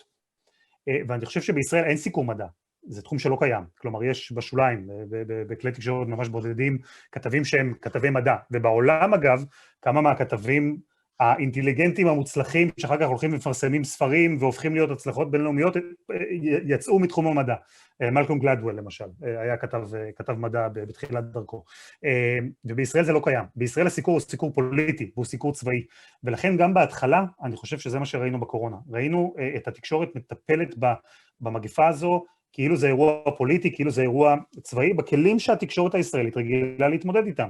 אני יכול לומר לכם שאני, בהתחלה, ממש בהתחלה, הייתי במהדורות, נותן מספרים, היום באיטליה ככה, והיום בבריטניה ככה, והיום בגרמניה ככה, ולאט לאט, אני מדבר על עצמי כי זה מה שאני מכיר, אבל אני חושב שזו תופעה שקרתה בכלל בתקשורת הישראלית, הסיקור הלך והשתכלל, והוא הפך להיות מעמיק יותר, ופתאום במהדורה, ובכלל במהדורות, ובטח באינטרנט, היה לך כבר מקום, גם מצד האורחים, וגם מצד הקוראים והצופים, להיכנס לעומק של דברים, ולדון ולהביא מחקרים, ופתאום תקשורת המיינסטרים מדברת על מחקרים ומצטטת מחקרים. אני חושב שהתקשורת עברה כאן תהליך, זה בהיבט הזה. אני רגע עונה על משהו שתהילה אמרה, בהיבט שהתקשורת כאילו העצימה איזשהו פחד כדי להביא צופים. ואני לא אכנס פה לדיון של אם העצימה פחד או לא העצימה פחד, גם אני חושב שלהתייחס לתקשורת כאיזה מקשה אחת, זה קצת משהו שקשה לי לעשות, אבל אני יכול רק לומר לכם קצת מהצד השני, שנכון, הייתה עלייה בצפייה, גם בחדשות בארץ וגם בחדשות בעולם, אבל הייתה ירידה משמעותית בהכנסות. כלומר, אם יש פה איזושהי טענה שכאילו האינטרס התקשורתי היה להעצים איזה פחד וכאוס כדי להביא צופים אלינו, אז בסדר, יש לך יותר צופים, אבל אין לך פרסומות ואין לך הכנסות. כך שגם את ההיבט הזה צריך לזכור, אני לא... אבל קודם מוות לתקשורת המסחרית, אין שאלה בכלל. ולכן אני לא חושב שהאינטרס היה, כלומר אין פה איזה אינטרס מובהק של בואו נעצים את הפחד, כי בסוף מי שיצאה מופסדת היא התקשורת, ואנחנו רואים את זה על החברים בערוץ 13 והתקופה המאוד קשה שהם עברו והקיצוצים שהם נאלצו לעשות, וגם עלינו בחדשות 12, וגם אני בטוח שבכאן ובמקומות אחרים חוו את זה בצורה משמעותית. אבל שאלת בהבדל בין אירופה ובאירופה. יש סוג של ישראליזציה, אם נגיד, במשבר הזה. כי קרו דברים בתקשורת האירופית והבריטית שאני לא ראיתי כאן, בכמעט 8 שנים שאני חי כאן. לדוגמה, פושים עם מספרי מתים ומספרי חולים בכל יום. זה דבר שהוא מאוד ישראלי והוא מאוד לא אירופאי. ותקשורת שהיא מתמסדת ברמה באמת הכי גדולה לממשל, ומעבירה מסיבות עיתונאים של בוריס ג'ונסון כאן בבריטניה בכל ערב בשעה 5, אז נכון, בסטנדרטים ישראלים זה היה דבר מדהים, כי בסיומה של כל מסיבת עיתונאים יש שאלות של עיתונאים ושאלות מהציבור, וזה כך בכל ערב, וזה לא היה בישראל, אבל עצם זה שבכל ערב נותנים לראש הממשלה את הבמה ונותנים לו שעה לדבר בלייב, זה דבר מדהים, זה דבר שלא קורה פה בדרך כלל, בכל הערוצים באופן יומיומי. ובהיבט הזה גם ראינו פתאום סיקור תקשורתי אירופאי שנכנס לבתי חולים, ומדווח ממחלקות הקורונה, ומחלקות הטיפול הנמרץ, ומביא את המראות הקשים. אלו דברים שהם לא כל כך ב-DNA של התקשורת האירופאית. שוב, זה קורה פעם ופתאום זה קרה פה כל הזמן. ובהיבט הזה אני חושב שהקורונה הפכה את התקשורת האירופית לקצת יותר דומה לתקשורת הישראלית בסיקור שלה. אני חייב לומר לכם על 2 הבדלים. אחד, לא ראיתי את הקולות שאנחנו קוראים להם הקולות האופוזיציה נגיד, או המאתגרים, בטח לא את הקולות הקונספירטיביים יותר. לא ראיתי בערוצי החדשות המיינסטרים הגדולים, כמעט בכלל, אם בכלל.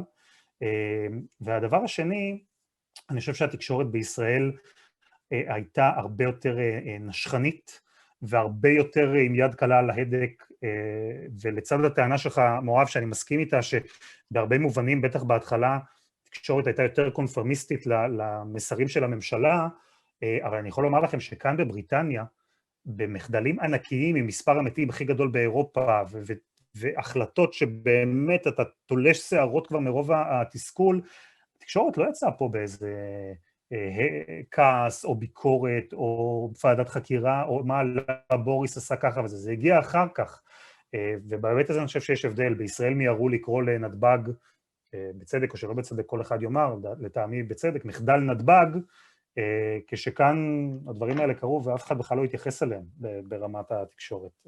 כך שכן הייתה איזו התקרבות בין התקשורת האירופית לתקשורת הישראלית כמו שאנחנו מכירים אותה, אבל עדיין יש הבדלים מאוד משמעותיים. אדוה לוטן מעמותת מדעת, רציתי לשאול אותך במובן יותר רחב, מהתקשורת, אנחנו טובים מאוד בעיתות חירום, כן? אפשר להגיד, כמו שדיברנו כאן בשעה האחרונה, דברים יותר טובים, פחות טובים, אבל אין ספק שהתקשורת פתאום הפכה להיות ממש מומחית לענייני מגפות. ואנחנו לא טובים בשגרה, זאת אומרת, אנחנו לא סיקרנו את מצב מערכת הבריאות עד הקורונה, ופתאום נזעקנו לגלות, כן, כמה המצב חמור, ואין מנהל, ואין ניהול, ואין ציוד, כמו בהר מירון, כן? זאת אומרת, הדוחות מבקר המדינה היו על השולחן, לא הצפנו אותם לראש סדר היום התקשורתי, ועכשיו אנחנו יודעים להגיד בדיוק מה אמר כל אחד בפרוטוקול של הדיון מלפני 10 שנים על המצב במירון. השאלה שלי היא מנקודת המבט שלך, האם יש דרך לגרום לכך שיהיה דיון אחר בתקשורת על נושא בריאות, לא רק כאשר מתפרצת המגפה, ואז ברור שכולם צמאים למידע הזה.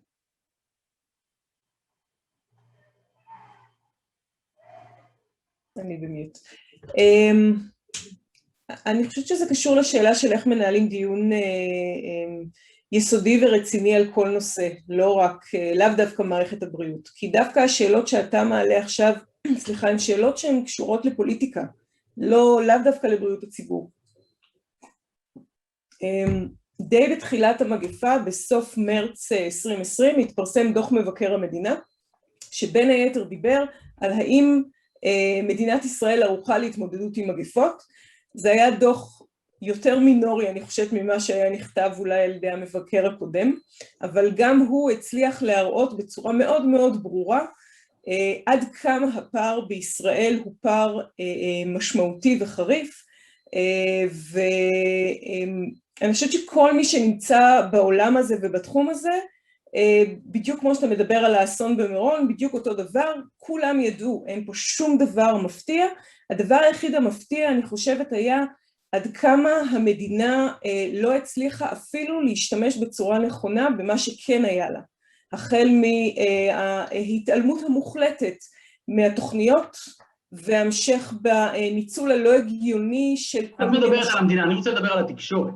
איפה התקשורת פה? איך אפשר לנהוג אחרת? וגם אני אגיד יותר מזה. היה פה, ולמעשה דיברנו על זה בשעה האחרונה, צורך לסקר בדיון ציבורי שחי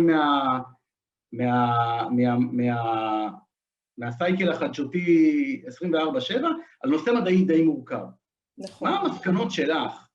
לא רק ועדת חקירה, מה אפשר לעשות יותר טוב לקראת האירוע הבא, שהוא יהיה אירוע דומה במובן של הצורך לסקר מצב חירומי, שהוא בעצם נשען על עניין מדעי, רפואי, מורכב, לא דיכוטומי, לא בינארי, עם גוונים וצורך ובקיאות וידע. מה את לוקחת מהשנה הזאת הלאה? אז אולי הדבר הראשון זה באמת השאלה של האם התקשורת מבינה שמדובר במצב מדעי מורכב לא דיכוטומי. ואני חושבת שזה פער שאצל חלק מגופי התקשורת עדיין קיים, שהם לא מבינים את רמת המורכבות, שאלעד ידע להסביר מאוד טוב בהתחלה, ולא יודעים למשל, כמו שתהילה אמרה, להביא את המומחה הנכון בתחומו. וירולוגים, אפידמיולוגים, זה הכל נשמע לי אותו דבר? לא, זה לא אותו דבר. וההיעדר המוחלט של יכולת להתמודד עם נושא מדע בתקשורת בישראל, אני חושבת שזה משהו שצריך דחוף למצוא דרך להתמודד איתו, בין אם זה בכלים פנימיים ובין אם זה בכלים חיצוניים. אבל אתה אמרת בתחילת המשפט שלך עכשיו, נשים בצד את ועדת החקירה, ואני רוצה לשאול דווקא את זה. אנחנו בשבוע האחרון שומעים את המילה ועדת חקירה ממלכתית בלי הפסקה, ואני שואלת איך עוד לא ראינו את השיח התקשורתי שמדבר על ועדת חקירה על מחדלי הקורונה.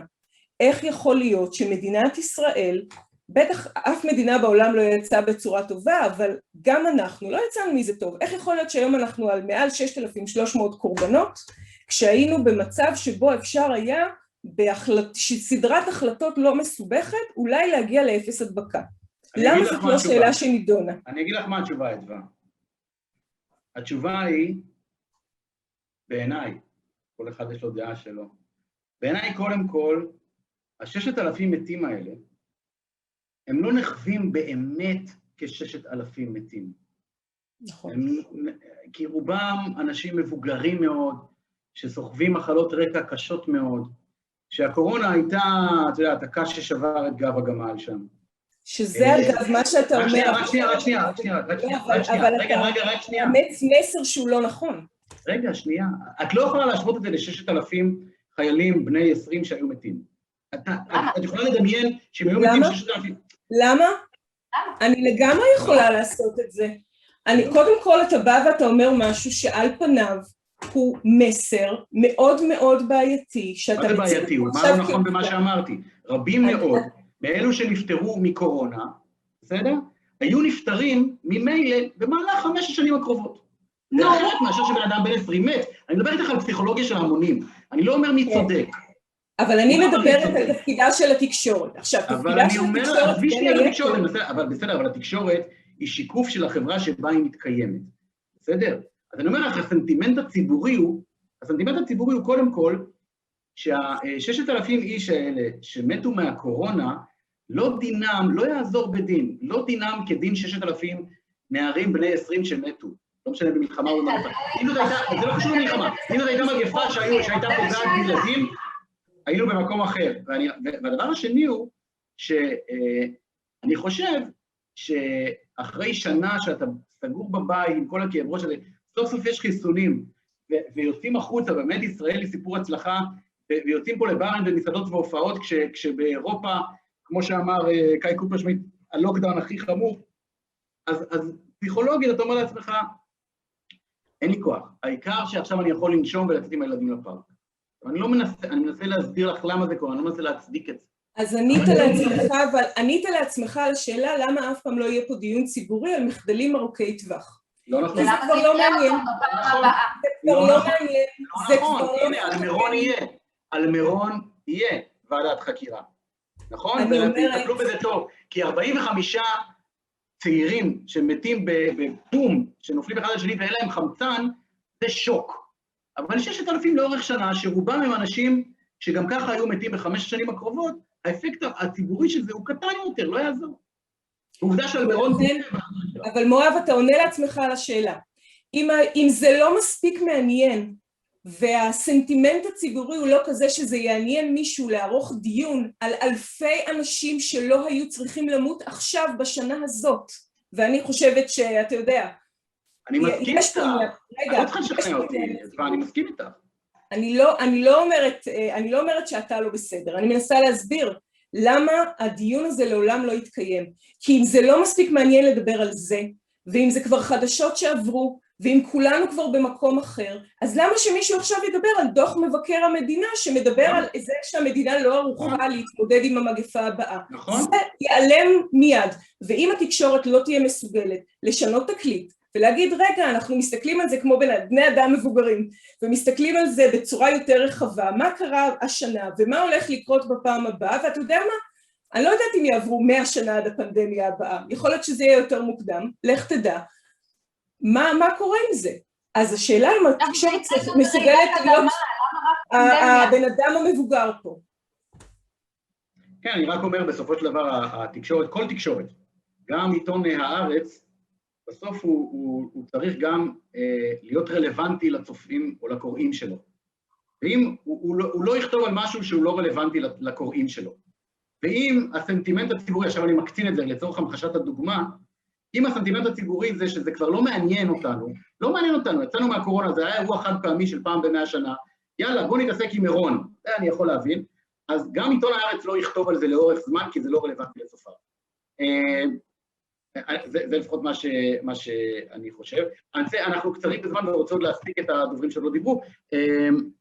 אני אלייך, פאטימה, אני רוצה לשאול אותך, אם יש איזשהו לקח לעתיד, שאת לוקחת כעיתונאית ערבייה, כמי שפועלת היום לחנך או ללמד עיתונאים לשילוב בתקשורת הישראלית, מה ככה, תראה, הלקח האחד שהיית היום מנסה להעביר לתלמידים שלך, אפרופו סיקור של מגפה בחברה הערבית על ידי עיתונאים ערבים. לא לזלזל, אפילו אם מדובר בווירוס שעדיין לא יודעים עליו כלום. צריך לקחת אפילו את הדברים הקטנים ולהבליט אותם ולהעלות אותם לסדר היום. לפעמים תאונת דרכים חשובה למשפחות ערביות יותר ממה שקורה בסין, אבל אנחנו הגענו למצב שאנחנו חייבים להנגיש את המידע שקורה בסין ושקורה בכל רחבי העולם ולהכניס אותם לבתים, כדי שלכולם יהיה את המידע. וגם אני רוצה לומר שאנחנו הגענו למצב שכל אחד עושה את מה שטוב לו, וזה לא בסדר, כי אנחנו הגענו למצב שיש מגיפה לא מבדילה בין ערבי לבין יהודי לבין נוצרי, אז אנחנו חייבים לשתף פעולה כולנו יחד כדי להבין שזה משהו שכולנו נסבול ממנו, וצריך להתכונן לצערי הרב למשהו עתידי, כי זה לא נגמר, אנחנו עוד נחכה להשלכות של זה, אולי אנחנו עכשיו נוריד את המסכות בחוץ, אבל אנחנו חייבים עדיין לשים אותם במהלך העבודה. אז אני חושבת שצריך לדאוג להקים מערכת הסברה נגישה ובשפה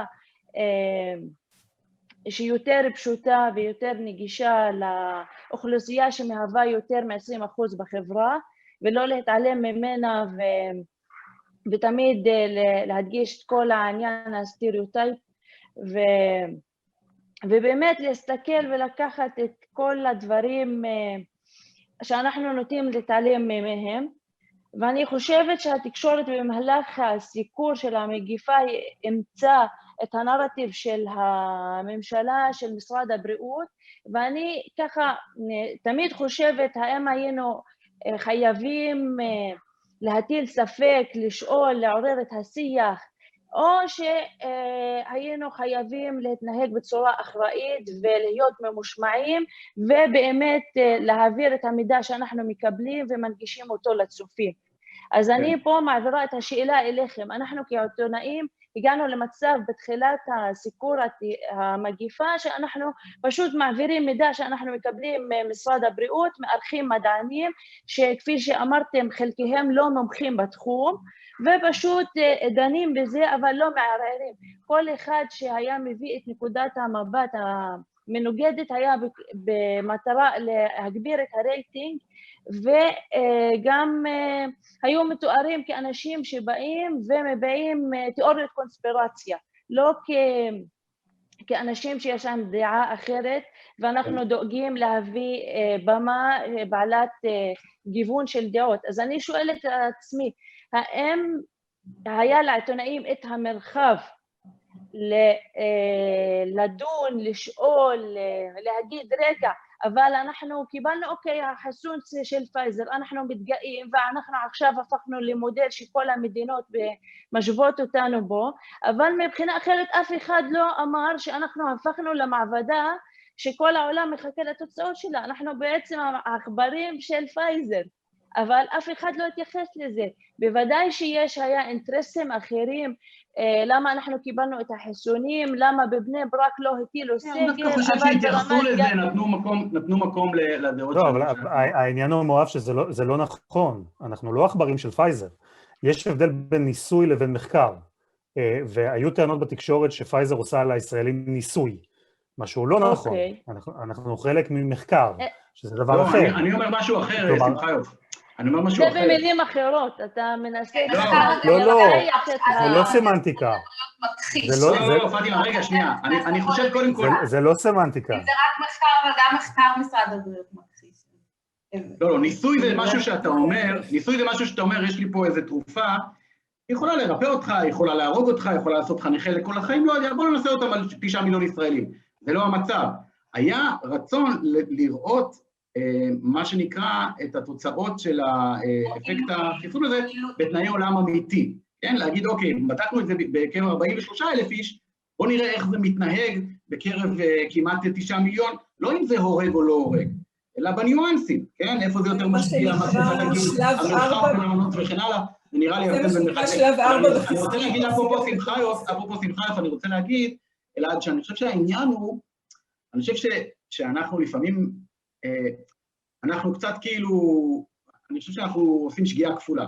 זאת אומרת, או שאנחנו נותנים ליאור המלס להופיע כל תוכנית, או שאנחנו לא נותנים פתחון פה בכלל לאנשים כן רציניים שמערערים על הדעה של המיינסטרים או של הממסד. אני לא הרגשתי את האמת שבאמת... אני חושב שפה התפקיד של התקשורת היא להביא מישהו לאולפן שיגיד שזה ניסוי, ולהסביר למה זה לא ניסוי.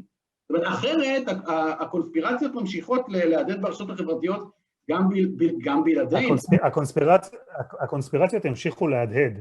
אתה לא יכול על כל קונספירציה לטעמי להביא את הבן אדם שיגיד לך את הקונספירציה בטלוויזיה, ואז להגיד, הנה, הוא לא צודק, כי זה פתח מסוכן, כי בסוף אני אתן לכם דוגמה, יש בפייסבוק פיצ'ר כזה, שאם מעלים את התמונה שלך, אז אתה מקבל התראה, שמישהו העלה את התמונה שלך. עכשיו, אני לפעמים רואה איך לוקחים סטילס מדיווח שלי, אפילו עם תרגום, ובוחרים בדיוק את הרגע שבו התרגום אומר איזה משהו שהוצא מהקשרו, ומדליקים את זה בפייסבוק ואומרים, הנה, אפילו התקשורת אומרת שכך וכך וכך. זה קרה לי המון פעמים, המון. זה מלחמה שאתה כל הזמן רץ אחריה. אז לס, בסדר, זו דוגמה אחת, לא נדבר עליו. אני לא חושב שאתה צריך להביא בן אדם שיגיד לך, עושים עליך ניסוי, למרות שאתה יודע שזה לא נכון, רק כדי להגיד לו שזה לא נכון. אבל אתה כן צריך להביא את הבן אדם שאומר, האם המחקר הזה הוא טוב או לא טוב. אבל אתה יכול להביא מישהו שנייה רגע, הייתה דוקטור, לדעתי קראו לה מיכל הרן, הייתה דוקטור, רגע חבר'ה, שנייה. זאת צריכה להיות שאלה שאסור היה לשאול אותה, בגלל אני מסכים איתך. זאת הבעיה. אני מסכים איתך. לא, אני מה מסכים שאני איתך, אומר, אבל פה צריך לשים לב להבדל בין נכון ולא נכון. כלומר, אני חושב, לטעמי, אם זה לא ניסוי, וזה לא ניסוי, וזה יכול להפחיד אנשים שאתה אומר להם עושים עליך ניסוי, ולפגוע בבריאות הציבור. אז אני ביודעין לא הייתי מביא מישהו שאומר זה ניסוי, אבל בהחלט ובהחלט, אני חושב שזה נעשה, יכול להיות שזה היה צריך לעשות עוד יותר, אני לא אומר שלא, להביא את האנשים שאומרים, חבר'ה, יש פה מחקר, וזה הדבר הנכון, האם המחקר הזה הוא טוב, האם הוא לא טוב, האם אנחנו צריכים הסכמה או לא צריכים הסכמה, מה זה אומר, מה ההשלכות, אחלה, מצוין, אבל אתה לא יכול להביא בן אדם שאומר משהו שהוא לא נכון, ובפוטנציה מפחיד ומסכן את בריאות הציבור, רק כדי לומר, אוקיי, נתנו לו פתחון פה בטלוויזיה, עכשיו בוא נסביר למה זה לא נכון. לא, יש לי שאלה ברשותכם. אלעד, אני מדבר על המצב, הייתה דוקטור מיכל הרן, שכתבה מאמר בהארץ, שהסבירה למה בעצם החיסון אנחנו פחות יודעים עליו מאשר יודעים עליו, ולמה זה עלול להיות מסוכן, לא משנה, אוטואימיוני, משהו כזה, אוקיי? ואני בתוכנית שלי, העולם היום, שמשודרת כל ערב, הבאתי את פרופסור אלון מוזס מהדסה, שהוא מומחה למחלות זיהומיות שם, ראש המחלקה. הוא בעצם מתמודד עם הטענות במאמר. עכשיו, נכון, זה לא, מיכל הרן היא לא פרובוקטורית, אז זה כאילו, זה קצת תשובה קלה, אבל לא התעלמתי. עכשיו, אני חושב שהיא דיברה שטויות. אני חושב שהדרך היא כן, הוא להביא את הטיעון ולנסות להסביר בכלים, לצורך העניין, במובן הזה מדעיים, למה אולי זה אחרת. אז אני אשאל אותך שאלה אחרת, האם אתה בתוכנית שלך שמשודרת כל ערב בכאן 11, נעשה כבר את הפלאג כמו שצריך, היית מביא מומחה שאומר העולם הוא שטוח, ונותן לו לדבר 3 או 4 דקות, ולשטוח את טיעוניו, ואז היית מביא מומחה שמסביר למה העולם הוא לא שטוח, לא היית עושה את זה, אבל נכון? אלעד, יש עובדות, אתה מבין? יש עובדות. אנחנו בצל מגיפה שהמדענים לא יודעים עליה, וזה האתגר בעצם, שאנחנו גם כעיתונאים לא יודעים, ואנחנו פשוט לוקחים את מה שהמדענים בודקים ומגלים ומשדרים את זה. אנחנו לא אומרים, רגע, זה לא נכון, אולי צריך לעשות משהו אחר. כן. פאטימה, אלעד, אני חייב לעצור אתכם, כי מהנהלת הכנס אומרים שאנחנו צריכים לסיים, ובכל זאת מילה אחרונה לתהילה אלטשולר שוורץ, סיכום שלך קצר ממש בדקה, אם אפשר תהילה. אמרנו שאנחנו פגשנו בכל מיני כשלים של כל מיני מוסדות, אני חושבת שיש משהו אחד מאוד קשה שלמדנו עליו, וזה שאנחנו לא מספיק רציניים, למרות שלא להיות רציניים זה פריבילגיה של עשירים ושל מישהו שאין עליו איומים, אין במדינת ישראל מספיק ערך למומחיות וללמידה, ראינו את זה גם בתוך הממשלה וראינו את זה אחר כך בתקשורת, תודה לכם שנכנסתם קצת לתוך הוואקום הזה, אבל כל מה שעלה כאן לדעתי זה באמת קצת פחות הנש, קצת פחות פוליטיקה, קצת יותר ידע, וזה דבר שאני חושבת מאוד חסר עדיין בתקשורת. אוקיי, קודם כל תודה. אני רוצה לומר, אולי, לא יודע, מהזווית שלי ושל אלעד, כעיתונאים משדרים, רגע, שרי, רציתי גם מילה האחרונה שלך איתך, סליחה, התובנה או המסקנה, השורה האחת שהיית לוקחת הלאה מהשנה הזאת מבחינתך כעיתונאית. אני חושבת שהתקשורת הכללית צריכה ללמוד לא להכליל את החרדים בנשימה אחת. לא דומה חרדי מסוג אחד וחרדי מסוג שני.